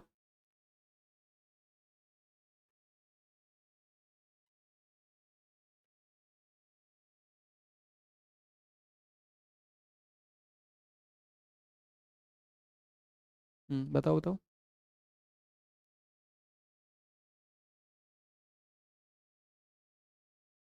सबसे पहले तो ऐसा प्रोटोकॉल कौन सा है जो डेटा लिंक लेयर पे कार्य करता है? देखो, repeater repeater data link layer पे कार्य करता है क्या? तो आपने आपने नाम कैसे लिया रिपीटर का मुंह में? रिपीटर का नाम कैसे ले दिया? रिपीटर डेटा लिंक लेयर का है ही नहीं। रिपीटर तो फिजिकल लेयर का डिवाइस है जो आपके क्या करता है, रीजनरेटर का काम करता है। रिपीटर तो रीजनरेटर करता है, और रीजनरेटर करने के लिए, सिग्नल की स्ट्रेंथ को रीजनरेट करने के लिए, ये एक पैसिव डिवाइस के रूप में काम करता है। ये पैसिव डिवाइस है जो सिग्नल की स्ट्रेंथ को जस्ट रीजनरेट करता है, बस। एनीथिंग एल्स कुछ नहीं करता, सिग्नल की स्ट्रेंथ को रीजनरेट करता है। तो इसके बारे में तो सोचना ही मत, पाप है ये तो, बहुत बड़ा पाप लग जाएगा, है ना। फिर अगर गेटवे की बात करें, देखो, अब गेटवे की बात करें तो ठीक है भाई, सातों लेयर्स पे काम करता है, लेकिन जर्नली गेटवे आपके अपर लेयर के लिए बना होता है। हाँ, जनरली हम कहते हैं सातों लेयर, लेकिन जर्नल आपके कॉन्सेप्ट में गेटवे आपके अपर लेयर के लिए चलता है। ठीक है, चलो कोई दिक्कत नहीं है। एक बार आप गेटवे कन्फ्यूजन, इस कन्फ्यूजन को दूर करवाता हूँ। राउटर के ऊपर तो सोच मत लेना, है ना, ये तो पाप है, इस मत सोच लेना, क्योंकि किसका है, नेटवर्क लेयर का है। अब आपके पास ऑप्शन बच गए कौन सा, गेटवे और ब्रिज।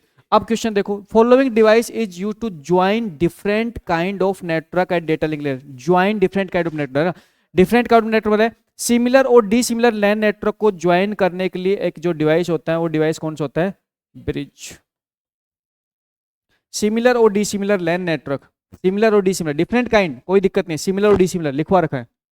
अब है ना, क्वेश्चंस की लैंग्वेज में यही चीज समझनी होती है। यहाँ पे साफ साफ मैंने क्या लिखवा रखा है, मैंने आपके पास नोट्स में लिखवा रखा है, सिमिलर, सिमिलर और डिसिमिलर, सिमिलर और डिसिमिलर लैन नेटवर्क को ज्वाइन करने के लिए। सही बात है। सिमिलर और डिसिमिलर लैन नेटवर्क को ज्वाइन करने के लिए हम जिस डिवाइस की बात करते हैं, वो डिवाइस आपकी ब्रिज होती है। कौन सी होती है, ब्रिज। तो देखो, क्वेश्चंस पढ़ने के बाद में थोड़ा सा फिल्टर आउट कर लिया करो। फिल्टर आउट कैसे कर लिया करो, जैसे सबसे पहले तो भाई जो जो डिवाइस आपको गिवन है, उस डिवाइस में देखो, रिपीटर आपके पता है कि फिजिकल डिवाइस है, नहीं हो सकता। आपको राउटर पता है फिजिकल डिवाइस नहीं हो सकता। गेटवे की बात करें तो गेटवे हमारे पास में डिफरेंट प्रोटोकॉल्स के बीच में कम्युनिकेशन करने के लिए गेटवे काम आता है, बस ये ध्यान रखो।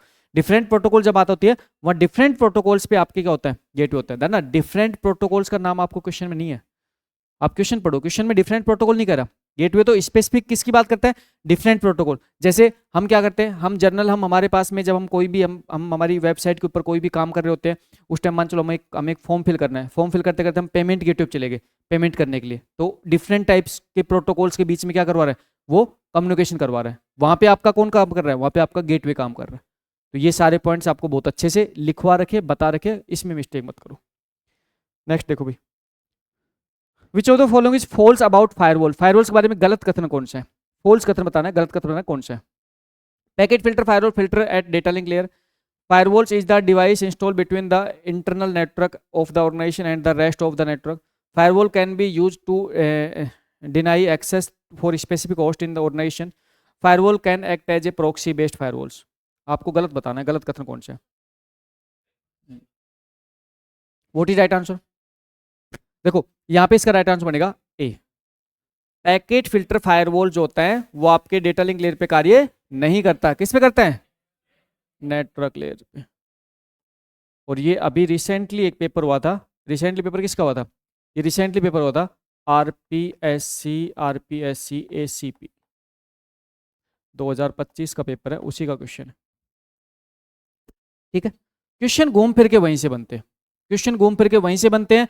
बस ये है कि जस्ट आपको इतना काम करना है कि आपको क्वेश्चंस को अटेम्प्ट करते समय क्वेश्चंस की लैंग्वेज को समझना है, और उसके बाद में ऑप्शन को केयरफुली समझना है, पढ़ना है, आंसर देना है। जब आप क्वेश्चंस पढ़ते हो ना, उस टाइम पे कंफ्यूज मत हुआ करो। कंफ्यूजन की सिचुएशन को दूर करने के लिए आप ऑप्शन के बेस पे फिल्ट्रेशन कर लिया करो। जैसे इससे पहले वाला क्वेश्चन था, उसमें ऑप्शन के बेस पे फिल्ट्रेशन पहले हो रहा था, तो ऑप्शन से फिल्ट्रेशन किया करो, और क्वेश्चंस को भी केयरफुली रीड किया करो। जैसे अभी क्वेश्चंस हैं, ये मैंने इंग्लिश लैंग्वेज में इसलिए लिया कि डायरेक्टली मैंने क्या क्या कर रखा है, मैंने वहाँ पे जो पेपर है, उस पेपर की कटिंग कर करके मैंने क्वेश्चन डाल रखे हैं। तो पेपर इंग्लिश लैंग्वेज में थे, इसलिए डायरेक्ट ले रहा है, लेकिन हिंदी में आपको समझा रहा हूँ सारे क्वेश्चंस को, तो फिर आपको आंसर देना है समझने के बाद में। ठीक है, अच्छा नेक्स्ट बात कर लेते हैं, अगला question. What does OSI in OSI model stand for.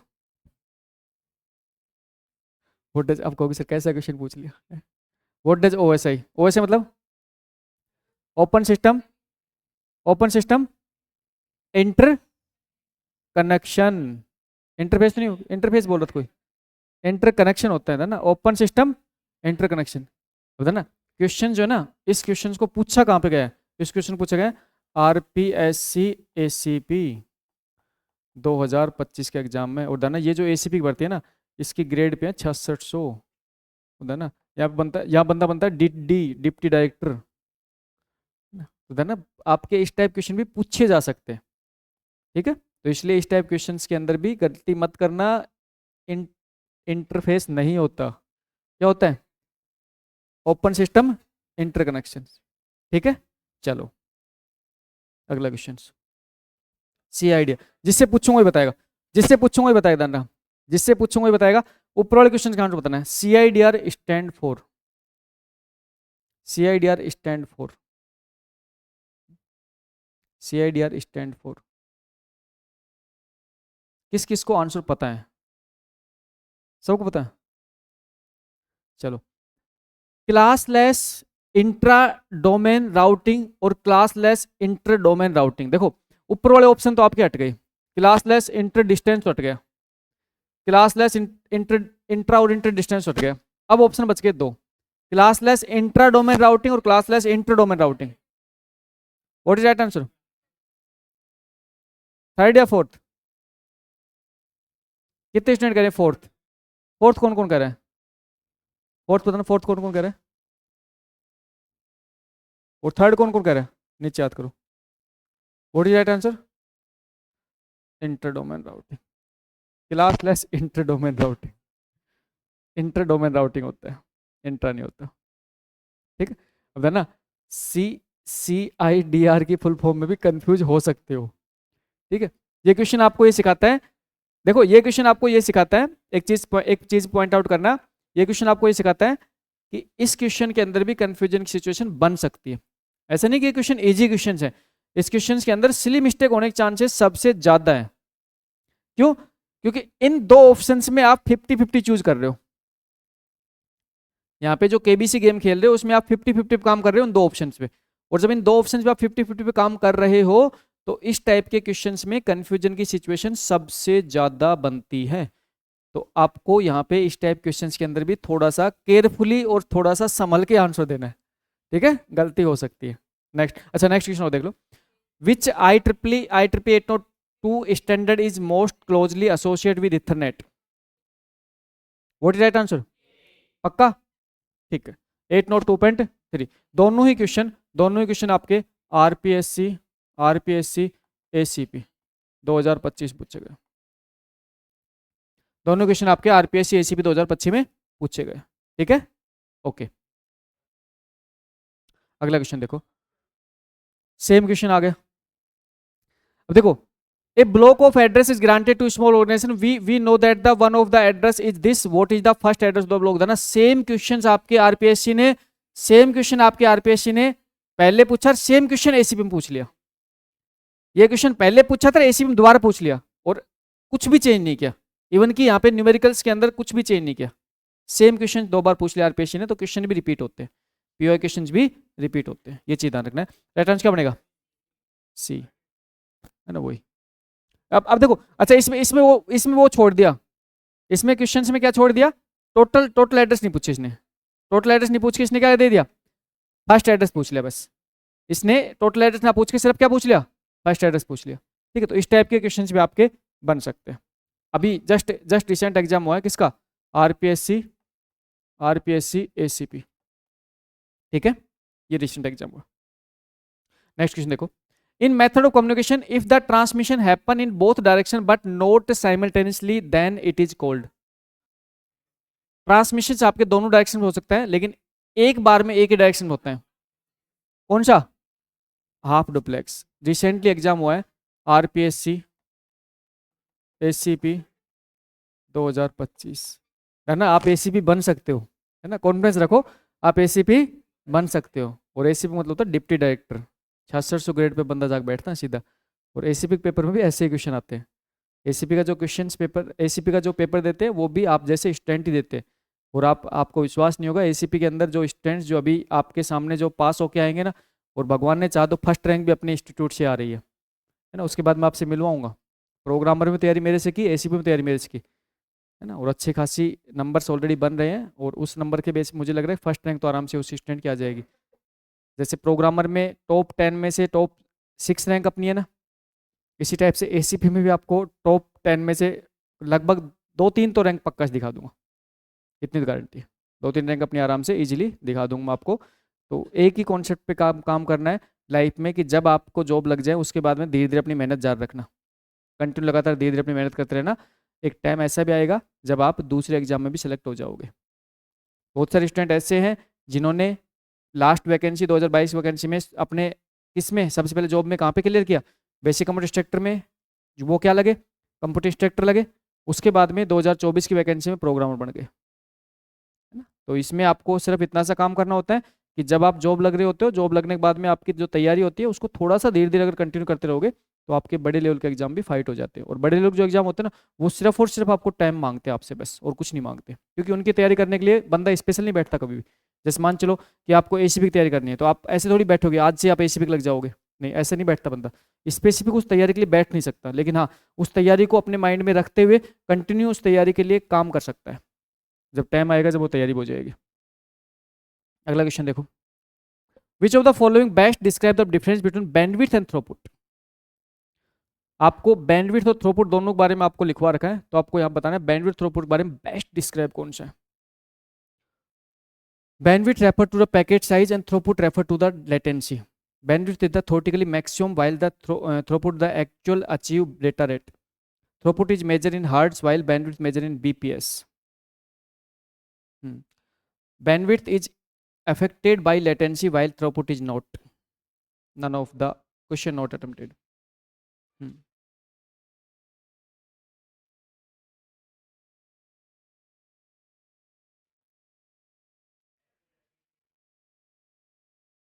Hmm.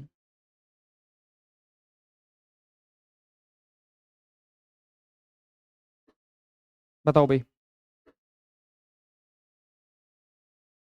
What is right answer. कितने स्टूडेंट करे सेकंड, पक्का से डन, सही बात है, B is the right, second is right. ना बैंडविड्थ जो होती है वो थ्योरेटिकली ये बताती है कि मैक्सिमम मैक्सिमम आपका कितना डेटा आप भेज सकते हो, और वो थ्योरेटिकली बताती है, क्या बताती है, थ्योरेटिकली। लेकिन थ्रोपुट का मतलब होता है एक्चुअल में आप कितना डेटा भेजने के लिए आप एक्चुअल में कितना डेटा भेज पाए हो, मतलब आपका अचीवमेंट क्या है, वो आपका थ्रोपुट होता है। अब यहाँ पे पॉइंट आता है, क्या बैंडविड्थ और थ्रोपुट्स के बारे में क्या डायरेक्टली मैंने पॉइंट लिखवा रखे, नहीं लिखवा रखे, डायरेक्टली मैंने पॉइंट नहीं लिखवा रखे, लेकिन हाँ बैंडविड्थ और थ्रूपुट के बारे में आपको कंप्लीट नॉलेज जरूर दे रखी है कि व्हाट इज द बैंडविड्थ और व्हाट इज द थ्रूपुट। ये सब कुछ मैंने आपको नॉलेज के थ्रू आपको अच्छे से मैंने आपको एक्सप्लेन कर रखा है। तो फिर उसके बाद में इस टाइप के क्वेश्चंस का आंसर देने में आपको कोई दिक्कत नहीं होनी चाहिए। अब यहाँ पे सबसे बड़ी प्रॉब्लम आती है, जो बच्चे बुक से पढ़ के बैंडविड्थ थ्रूपुट को रट के बैठ जाते हैं, अब उनके साथ बड़ी प्रॉब्लम है। अब ना, जब कहते हैं ना कि सर नोट्स भेज दो पढ़ लेंगे, बेटा नोट्स भेज के अगर पढ़ाई होती ना तो कब के नौकर लग चुके होते। इन सभी क्वेश्चन को देखने के बाद आपको एक चीज तो अच्छे से फील हो गई होगी कि दूसरों के नोट्स पढ़ने के बावजूद इस टाइप के क्वेश्चंस का आंसर देना आसान नहीं है। इस टाइप के क्वेश्चंस का आंसर देने के लिए आपको आपको टेक्निकल नॉलेज होनी जरूरी है। और टेक्निकल नॉलेज जो है ना, वो नोट्स की कंपैरिजन में जो फैकल्टी आपके सामने खड़ी है, जो फैकल्टी आपको नॉलेज के रूप में जो चीज़ें बता रही है, वो बहुत अच्छे से आपको बता पाती है। इसलिए एक जरूरी होता है, एक अच्छा मेंटर जरूरी होता है, इसलिए जरूरी होता है कि आपके सामने एक अच्छा टीचर्स आपको बहुत अच्छे लेवल की तैयारी करवाए। और सारे के सारे क्वेश्चंस हैं, इन सारे के सारे क्वेश्चंस के बेस पे आपका शायद एक क्वेश्चन और बच गया। तो यहाँ पे आपको थ्योरेटिकली जो आपका मैक्सिमम थ्योरेटिकल जो मैक्सिमम अचीवमेंट होता है बैंडविड्थ होता है, जब आप प्रैक्टिकल की बात करते हो थ्रूपुट होता है। ठीक है, देखो एक क्वेश्चन और बच गया, when data is encapsulated which is the correct order। अब डेटा एनकैप्सुलेट हो रहा है तो आपके करेक्ट ऑर्डर क्या है।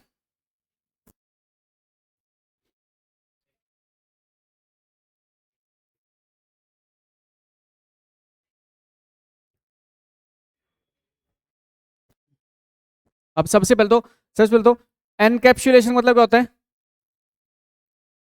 पैकिंग होना, क्या होना, पैक होना। एनकैप्सुलेशन मतलब क्या है, पैक होना। और जब डेटा पैक होता है तो डेटा पैक कब होता है, जब डेटा भेजते हो, जब डेटा आप भेजते हो तो उसके उस टाइम पे भाई ये आपके पास में एक भेजने वाला कंप्यूटर है, उसके बाद में आपके डिफरेंट डिफरेंट टाइप्स के आपके आपके डिफरेंट डिफरेंट टाइप की सर्विस के लिए आपके पास क्या है, लेयर्स है।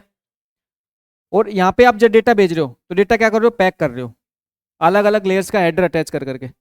और अलग अलग लेयर का हेडर अटैच कर जब डेटा पैक कर रहे हो तो उस टाइम पे डेटा जो एनकैप्सुलेट हो रहा है, तो एनकैप्सुलेट होते समय सीक्वेंस पूछ रहे हैं। तो सबसे पहले ट्रांसपोर्ट लेयर पे सेगमेंट होता है, नेटवर्क लेयर पे पैकेट होता है, डेटा लिंक लेयर पे फ्रेम होता है, और किस पे, फिजिकल लेयर पे बिट्स होता है।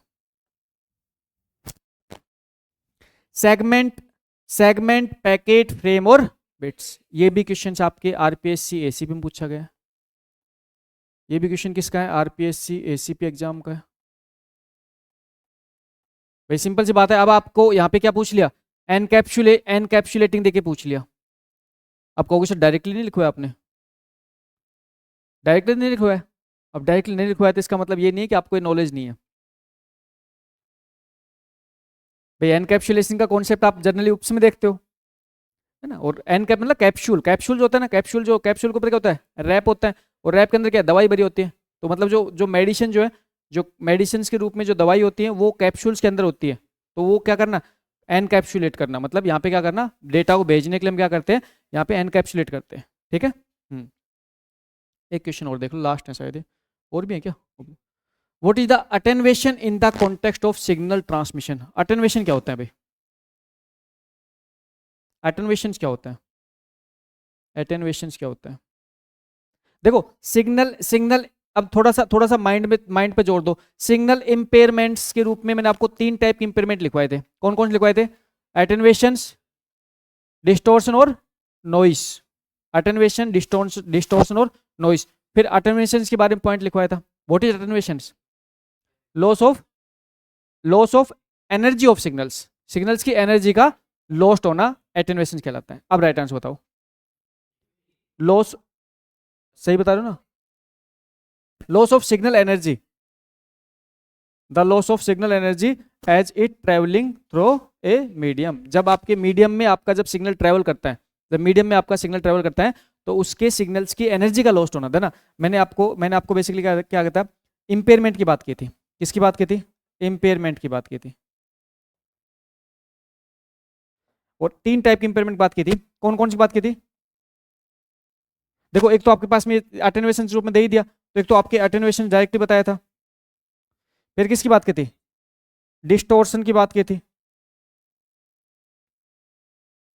किसकी बात की थी, अच्छा अब मुझे जल्दी से फटाक से मुझे इनके बारे में और बता दो। अटेन्युएशन का मतलब होता है सिग्नल्स की एनर्जी का लॉस होना। जैसे मान चलो सिग्नल केबल में ट्रेवल कर रहा है, तो केबल्स के अंदर जब सिग्नल ट्रेवल्स करता है तो उस टाइम पे हीट की वजह से क्या हो गया, सिग्नल्स की एनर्जी का लॉस्ट हो गया। भाई आपकी जो एनर्जी होती है वो कभी भी आपकी एनर्जी क्या नहीं हो सकती, लॉस नहीं हो सकती, लेकिन एनर्जी आपकी एक फॉर्म से दूसरे फॉर्म में ट्रांसफॉर्म हो जाती है। तो जब ट्रांसफॉर्म हो जाती है तो एक्चुअल एनर्जी दूसरी फॉर्म में चली गई ना, तो उसको लॉस ही कहते हैं। ठीक है। तो आपका जो सिग्नल जो ट्रेवल्स कर रहा है केबल्स में, तो उस टाइम पे केबल्स के हीट होने की वजह से भी आपके सिग्नल की एनर्जी का लॉस्ट होता है। उसी पॉइंट्स को हम क्या कहते हैं, एटेन्युएशन कहते हैं। डिस्टॉर्शन मतलब सिग्नल की साइज और शेप चेंज हो जाना, सिग्नल की साइज और शेप चेंज हो जाना। और नॉइस मतलब अनवांटेड सिग्नल का एड ऑन हो जाना। पता है तीनों चीज, okay very good. Next, in which topology every device on the network must have n minus input output port to be connected to the other n minus 1 station। कौन सी, मैंने तो क्वेश्चन में लिखवाया नहीं, मैंने तो इस टाइप का क्वेश्चन नहीं लिखवाया, लिखवाया था देखो अब जानना, यहाँ पे क्वेश्चन क्या बना दिया, क्वेश्चन बना दिया in which topology every device on network must have n minus 1 input output port.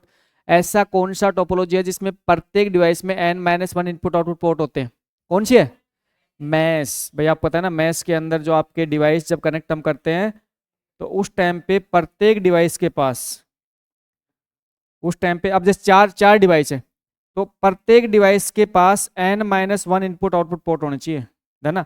n minus 1 input output यहाँ पे भाई 4 डिवाइस है तो कितने पोर्ट है, 3 पोर्ट है। और ये चीज प्रत्येक डिवाइस पे अप्लाई हो रही है, ये चीज किस पे हो रही है, प्रत्येक डिवाइस। जैसे इस पे भी कितने मिलेंगे, इस पे आपको 3 पोर्ट मिलेंगे, क्योंकि ये किससे कनेक्ट होगी, इससे कनेक्ट होगी, ये इससे कनेक्ट होगी। ठीक है, मैथ्स का कॉन्सेप्ट आप बहुत अच्छे से पता है। तो टोपोलॉजी कौन सी है? मैथ्स। अब देखो मैथ्स टोपोलॉजी को फ्रिक्वेंटली क्वेश्चन बनते हैं, आरपीएससी तो मैथ्स टोपोलॉजी पे फ्रिक्वेंटली क्वेश्चन आते हैं। एक एग्जाम छोड़ के एक एग्जाम पक्का क्वेश्चन पूछ लेती है मैथ्स पे, बस ये है कि पूछने का तरीका चेंज कर लेती है। बाकी क्वेश्चंस मैथ्स पे आपके लगातार पूछा जाता है। ठीक है, कोई कंफ्यूजिंग सिचुएशन क्वेश्चन में? इजी सा क्वेश्चन था, जस्ट आपको आंसर देना था। ठीक है, नेक्स्ट। चलो ये क्वेश्चन बताओ, अच्छा क्वेश्चन है। Consider the following statement. Error correction in stop and wait ARQ in done by keeping a copy of send frame and retransmit of the frame when the timer expire. पहली। दूसरा है, देखो हिंदी बता दूं, है ना। Error correction in stop and wait ARQ के अंदर done by keeping copy of, मतलब स्टॉप एंड ARQ में कॉपी रखते हैं फ्रेम को सेंड करने के बाद में, जिसको कि हम वापस से रिट्रांसमिट कर सके जब टाइमर क्या हो जाए, एक्सपायर हो जाए। Stop and wait ARQ, we use sequence number of frame. The sequence number are based on modulo 8 algorithm. Sequence number तो modulo 8 algorithm बेस पे वर्क करता है। ठीक है, sequence number। ठीक है, इसका रीजन बताता हूँ आपको। Stop and wait ARQ, the acknowledgement number always announced in the modulo 2 of the sequence number of the next frame expected. Next frame expected.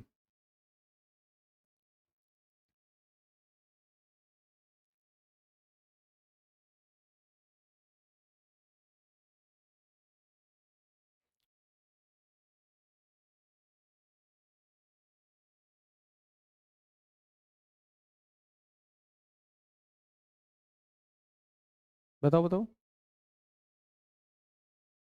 अब देखो स्टॉप एंड वेट ARQ के बारे में आपको सब कुछ पता है। अब इस क्वेश्चन का आंसर को थोड़ा सा आपको लॉजिक यूज करना है, थोड़ा सा लॉजिक यूज करना है। सबसे पहले क्या करें, error correction in stop and wait ARQ। अब कहोगे sir stop and wait ARQ error correction करती है क्या? भाई रीट्रांसमिट करती है ना, करती है। अच्छा, done by keeping a copy of sent frame, जो फ्रेम भेजी है उसकी एक कॉपी रखती है, जिससे कि रीट्रांसमिट कर सके। Retransmit of frame when the timer expire, जब टाइमर एक्सपायर हो जाए तो क्या कर सके, रीट्रांसमिट कर सके। बिल्कुल सही बात है, स्टॉप एंड वेट ARQ के बारे में बिल्कुल सही बात है, कोई दिक्कत नहीं है, A is the right answer, सही बात। Second option, stop and wait ARQ we use sequence number. अच्छा, स्टॉप एंड वेट ARQ में सीक्वेंस नंबर क्या यूज करते हैं भाई, सीक्वेंस नंबर क्या यूज करते हैं, 0 1 0 1 0 1। अच्छा, sequence number of frame, the sequence number is based on modulo 8 algorithm. Modulo 8 का मतलब क्या होता है कि जो हमारे पास में नंबर है उसको 8 से क्या कर दो, डिवाइड कर दो, और रिमाइंडर ग्रुप में जो वैल्यू आए उसको हम क्या कहेंगे, उसको हम कहेंगे क्या, सीक्वेंस नंबर। तो अगर आप पास कोई भी नंबर है उसको 8 से डिवाइड कर रहे हो और रिमाइंडर ग्रुप में जो वैल्यू आएगी वो रिमाइंडर ग्रुप में वैल्यू कितनी आएगी, है ना। इसमें जब मोडुलो 8 करते हो, एक चीज है ना, जब मोडुलो 8 करोगे तो रिमाइंडर क्या आएगा, अरे रिमाइंडर क्या आएगा, जब किसी भी नंबर को 8 से भाग दोगे तो शेषफल क्या आएगा, किसी भी संख्या को जब 8 से भाग दोगे तो शेषफल क्या आएगा, या तो 0 या 1 या 2 या 3 या 4 या 5 या 6 या 7, या तो 0 या 1 2 3 4 5 6 7। भैया कहना चाह रहे हैं कि 8 से जब भाग देते हैं, मोडुलो 8 का मतलब तो 8 से जब भाग दोगे, तो उस टाइम पे वो जो रिमाइंडर आता है क्या उसको हम सीक्वेंस नंबर ग्रुप में काम लेते हैं ना। रे भाई ऐसा नहीं करते, हम मोडुलो 8 से नहीं करते हैं। क्या सीक्वेंस नंबर को आप मोडुलो 8 से करते हो क्या, नहीं करते। सीक्वेंस नंबर तो 0 1 है, 0 1 0 1 0 1, सही बात है। अच्छा, स्टॉप एंड वेट यार, एक्नॉलेजमेंट नंबर मतलब रिसीवर जब फ्रेम प्राप्त कर लेता है तो जो एक्नॉलेजमेंट नंबर भेजता है, announce in the modulo 2। Modulo 2 का मतलब क्या होता है, किसी भी नंबर को अगर 2 से भाग दोगे, तो रिमाइंडर क्या आएगा, 0 या 1, तो 0 या 1 रिमाइंडर आएगा, और आपका एक्नॉलेजमेंट क्या होता है, या तो 0 या 1।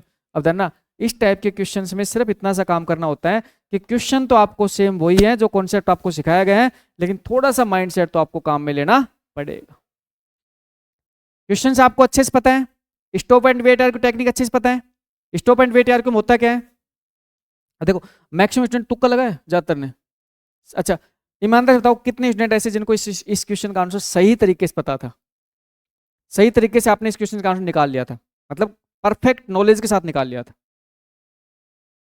भाई।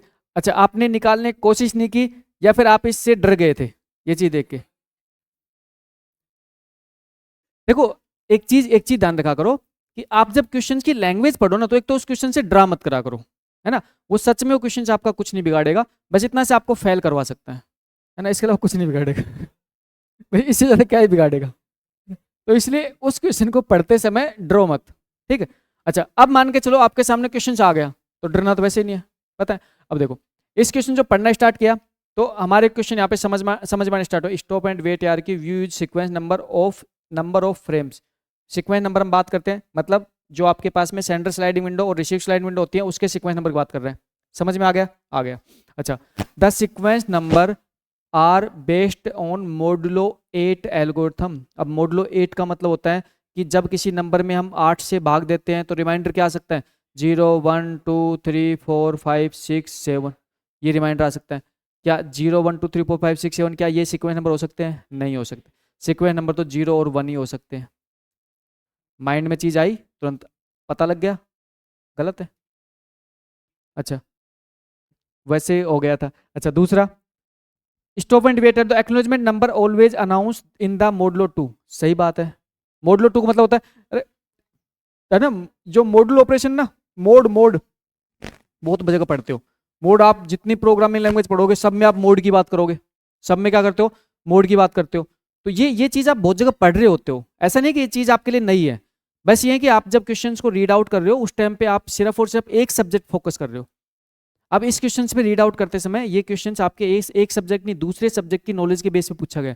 मोड ऑपरेशन के बारे में पता होना चाहिए, अर्थमेटिक मोड ऑपरेशन क्या होता है उसके बारे में आपको नॉलेज होनी चाहिए। तो इसलिए इसलिए बार बार कहता हूं कि नॉलेज गेन करो, और नहीं पता तो थ्री इडियट मूवी देख लो जाके एक बार। अगर आप इस चीज पे काम नहीं करते हो ना, नॉलेज गेन वाली चीजों पे, तो थ्री इडियट मूवी को देख लीजिए, पता लग जाएगा कि नॉलेज गेन का मतलब क्या होता है।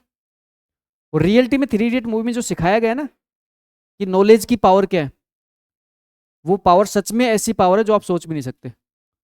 नॉलेज की वो पावर होती है जो आपके अंदर कॉन्फिडेंस पैदा करती है कि हाँ मैं ये कर सकता हूँ। और नॉलेज की वो पावर होती है जो इंसान के अंदर इतना कॉन्फिडेंस पैदा कर देती है, अगर इंसान फेल हो जाता है ना तो वो कहेगा कोई दिक्कत नहीं, ये मेरे लिए बहुत छोटी चीज़ है, मैं तो इससे बहुत बड़ा जाऊंगा।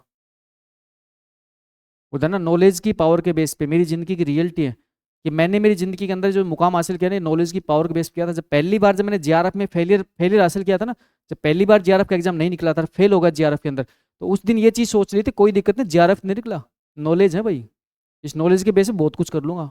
और अब ये सोचता हूँ कि जीआरएफ उस टाइम नहीं निकला तो बहुत बेस्ट हुआ, अगर निकल जाता तो शायद उसी टाइम पे मैं दूसरी लाइन पे निकल जाता। तो ना लाइफ में अगर नॉलेज है ना, थकाओगे नहीं जिंदगी में। अगर फेलियर हो जाओगे ना, बहुत कुछ कर जाओगे, अगर नॉलेज है तो ये सारे क्वेश्चन आपके नॉलेज बेस्ड है, रटने वाली चीजों क्वेश्चन है ही नहीं। और सारे के सारे क्वेश्चन रिसेंट अभी अभी आरपीएससी आरपीएससी एससीपी 2025। आप कहोगे सर ये एससीपी के क्वेश्चन क्यों सोल्व करवा रहे हो? भाई सब्जेक्ट है, एसीपी क्वेश्चन क्यों सोल्व करो? सब्जेक्ट है, नेटवर्क सब्जेक्ट आपको पढ़ना है, आपके लिए सब्जेक्ट है, ठीक है। अच्छा, इसी क्वेश्चन की बात करें तो भाई देखना, स्टॉप एंड वेट के अंदर मैंने क्या बताया था आपको?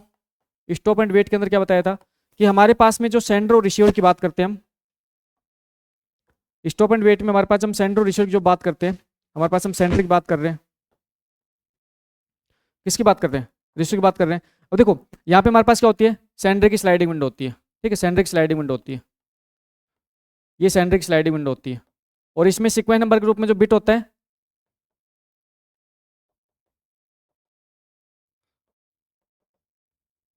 ये 0 1 होता है, ठीक है। इसी टाइप से यहाँ पे क्या होती है? रिसीवर स्लाइड विंडो होती है, ये क्या होती है? रिसीवर स्लाइडिंग विंडो होती है, ठीक है, ये रिसीवर स्लाइडिंग विंडो होती है,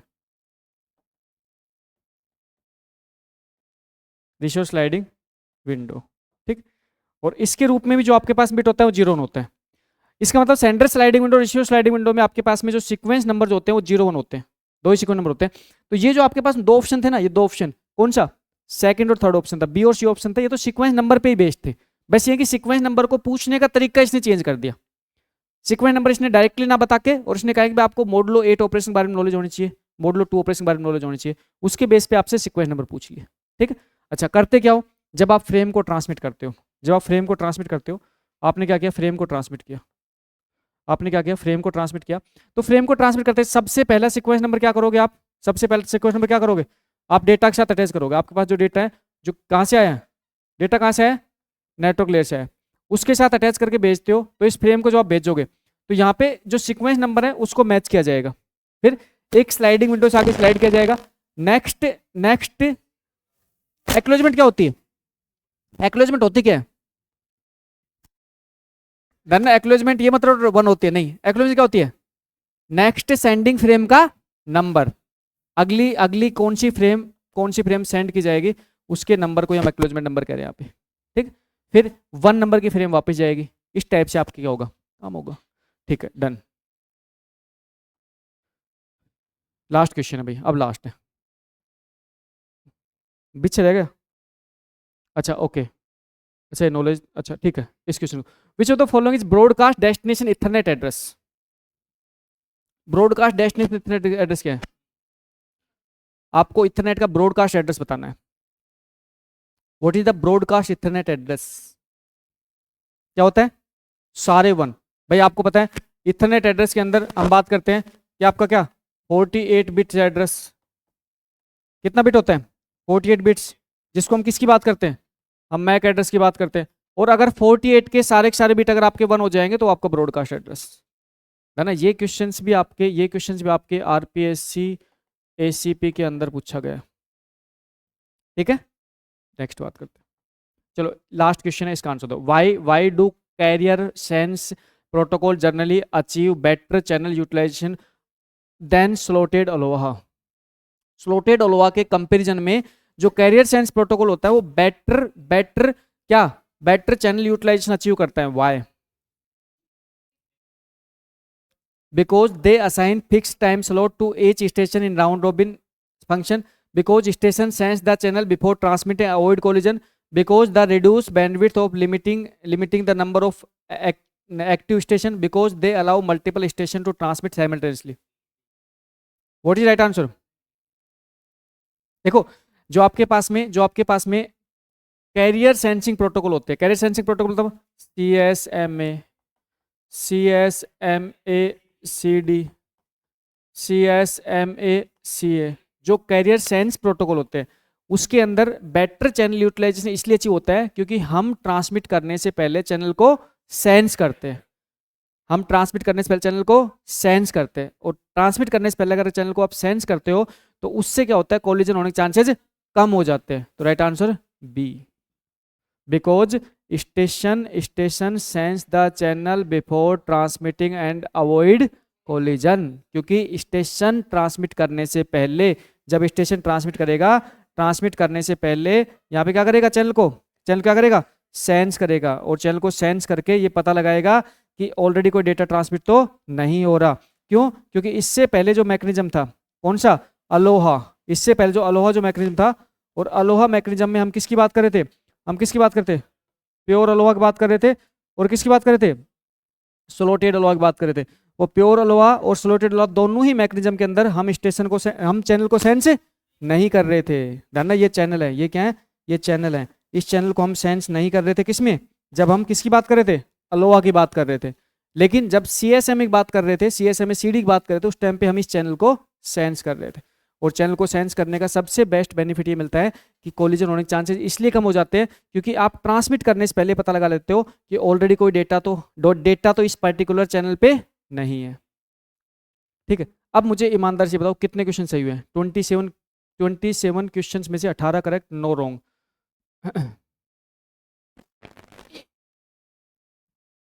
कितने क्वेश्चन सही हुए। अच्छा, ये जो रैंडम टेस्ट था, इस रैंडम टेस्ट का मैं आपको सबसे पहले मैं मेरा एम बताता हूँ, मेरा एम क्या है, और फिर मैं आपको बताता हूँ कि आपको इस रैंडम टेस्ट का किस टाइप से कैसे आगे आपको काम करना है। देखो, ये रैंडम टेस्ट है, इस रैंडम टेस्ट का मेरा जो एम है, मेरा एम ये है कि आपने जो सब्जेक्ट स्टडी किया है अभी जस्ट मेरे सामने, पिछले 1 से 1.5 महीने में आपने जितना कॉन्सेप्ट मेरे साथ स्टडी किया है, उस कॉन्सेप्ट के बेस पे मैं ये चेक करना चाहता कि आपके माइंड में कितने कॉन्सेप्ट रिकॉल हो रहे हैं। पहला पॉइंट कि आपके माइंड में कितने कॉन्सेप्ट रिकॉल हो रहे हैं। ध्यान रखना, एग्जाम की तैयारी करने के लिए मैं आपको अब भी कह रहा हूँ ईमानदारी से कि अब जब एग्जाम की तैयारी करने आप आ गए हो मेरे पास और तैयारी कर रहे हो, इस टाइम पे अपने आप को सही सोच समझ के कदम बढ़ाओ, क्योंकि अभी आपको उस दुनिया में उस दुनिया की बात कर रहे हो जिस दुनिया में आपको अभी ये पता ही नहीं है कि आगे आने वाला जो टाइम है वो कितना प्रेशर क्रिएट करेगा आपके माइंड पे। अभी आपको नॉलेज ही नहीं है कि आपके आगे आने वाला टाइम आपके लिए बहुत बहुत ऐसा टाइम आने वाला है जिसमें आपके माइंड में सिर्फ प्रेशर के अलावा कुछ क्रिएट नहीं होगा। और ये जो प्रेशर है ना, इस प्रेशर को रिलीज करने का सबसे बेस्ट तरीका होता है रैंडम टेस्ट। अब जिन स्टूडेंट ने तैयारी कर रखी है ना, उन स्टूडेंट को अब यहाँ से कॉन्फिडेंस डबल हो गया कि सर के सामने, मतलब मैंने जो क्वेश्चंस लिए, सर ने जो क्वेश्चन लिए, उनके बारे में हमें प्रायर कोई नॉलेज नहीं थी। मतलब हमें ये नहीं पता था कि सर टेस्ट लेंगे। ठीक है, इसका मतलब है आपके माइंड को प्रायर इंस्ट्रक्शन नहीं मिली हुई थी कि टेस्ट होगा, पहली बात। दूसरी बात, जब आपके माइंड को इंस्ट्रक्शन मिली टेस्ट होगा, उस टाइम पे टेस्ट स्टार्ट हो चुका है, उस टाइम पे टेस्ट स्टार्ट हो चुका है। तो अब आपका माइंड क्या करता है, अब आपका माइंड उन पॉइंटों पे काम करता है जो पॉइंट आपकी मेमोरी में परमानेंट सेट है, जो पॉइंट आपकी सेकेंडरी मेमोरी में परमानेंट स्टोर है, और जिन पॉइंटों को अब आपको सिर्फ और सिर्फ प्रोसेस करना है। अब ना, इस टेस्ट के माध्यम से आप ये चेक कर लेना कि आपने कितना तो पढ़ा है और कितना इंप्लीमेंट कर पा रहे हो। पढ़ना अलग चीज है, पढ़ने को इंप्लीमेंटेशन करना अलग चीज है।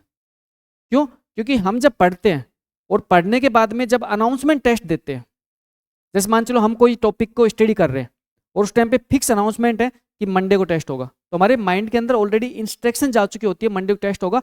तो आपका माइंड क्या करता है, उस सब्जेक्ट्स को वापस से रिवीजन करना स्टार्ट कर देता है। और जब आपका माइंड वापस से रिवीजन करना स्टार्ट कर देता है ना, तो उस टाइम पे आपका माइंड में फ्रेश रिवीजन होता है और तब आप टेस्ट देते हो। लेकिन ये जो आपका टेस्ट है ना, ये टेस्ट आपके माइंड पे तब अटैक कर रहा है जब आपका माइंड उस चीज के लिए रेडी है ही नहीं। तो फिर वो सिचुएशन है, इस सिचुएशन में आपका माइंड काम कैसे कर रहा है। अब आप अच्छे से अपने आप को इवैल्यूएट कर लीजिए, चेक कर लीजिए, और साथ में आपको इस चीज पे भी काम करना है कि अब जिन क्वेश्चंस का आंसर आपको नहीं आता, उन टॉपिक्स को आपको वापस से रिकॉल करना है आज के दिन ही। उस सब्जेक्ट के सभी टॉपिक की ना, एक टॉपिक नहीं, सभी टॉपिक को वापस रिकॉल करना है आज के दिन ही। अच्छा, दूसरी चीज, जिन बच्चों को क्वेश्चंस नहीं आ रहे थे, वो ये मत सोचो क्वेश्चंस मुझे नहीं आ रहे तो मैं पास नहीं होगा, नहीं, ऐसा कुछ नहीं होता। सिर्फ इतना सा है कि आपको क्वेश्चन इसलिए नहीं आ रहे कि आपने जो अभी तक रिवीजन किया है, उस रिवीजन को आपने उस लेवल पे रिवीजन नहीं किया जो रिक्वायर्ड है, बस। अभी ऐसा कुछ नहीं है कि आपको क्वेश्चन नहीं आ रहे तो आपका सिलेक्शन नहीं होगा, आप सिलेक्शन बाहर हो जाओ, नहीं। अभी तो आप मेरे पास हो भाई, अभी तो मेरी छत्तर छाया में हो ना, तो अभी तो मेरे से सीख रहे हो, और लर्निंग फेज आपका। और लर्निंग फेज में अगर ये चीजें नहीं होंगी तो फिर फाइनल फेज में हम कैसे कैसे, कैसे अपने आप को इंप्रूव कर पाएंगे। ना, विराट कोहली अपने आप में एक सक्सेसफुल बैट्समैन है, बहुत सक्सेसफुल बैट्समैन है। उसके बाद भी वो अपने गुरुओं से प्रैक्टिस करता रहता है, उसके बाद भी उसके ट्रेनर होते हैं, उसके बाद भी उसकी प्रैक्टिस कंटिन्यू होती है, और इसी कारणवश वो लगातार सक्सेसफुल बैट्समैन बना हुआ है। ऐसा थोड़ी है कि एक बार वो सक्सेसफुल बैट्समैन बन गया अब उसको तो किसी की रिक्वायर्ड नहीं है, ऐसा थोड़ी होता है, नहीं। सक्सेसफुल बैट्समैन बनने के बाद भी उसको हर चीज की रिक्वायरमेंट है, बनने के बाद भी उसके पास कोच है, बनने के बाद भी उसको कोच की रिक्वायरमेंट है। अब कहोगे यार इतना सक्सेसफुल बैट्समैन है उसके बाद भी क्या उसको कोच की रिक्वायरमेंट? बिल्कुल है, उसको उसके बाद भी उसको कोच की रिक्वायरमेंट, उसके बाद भी उसको प्रैक्टिस रिक्वायरमेंट है, वो कंटिन्यू इस चीज पे काम कर रहा है, इसीलिए वो कंटिन्यू लगातार अच्छा बैट्समैन बना हुआ है। बस इस चीज पे काम करना है कि आपने जो सब्जेक्ट नॉलेज के रूप में गेन किया है उसको आपको वापस से रिकॉल करना है, फिर रिकॉल करना है, फिर रिकॉल करना है। एक टाइम ऐसा आएगा हर चीज टिप्स पे हो जाएंगी। और ये जो आपके सामने लगभग आपके सामने 30 क्वेश्चन थे ना, इन 30 क्वेश्चन में गारंटी दे रहा हूँ कि आपके सामने एक टाइम ऐसा आएगा 25 क्वेश्चन सही करोगे। और आज तो जब मैंने क्वेश्चन सेलेक्ट किए ना, वो क्वेश्चन सेलेक्ट किए थे जो आपके माइंड पे डायरेक्टली क्लिक करें कि हाँ ये क्या है और इसका आंसर क्या होगा। इस टाइप के मैंने क्वेश्चन सेलेक्ट जानबूझ के किए थे, इसी वजह से थोड़ा क्लास डिले की थी, क्योंकि क्वेश्चन ऐसे सेलेक्ट कर रहा था कि आपके माइंड पे हिट करे।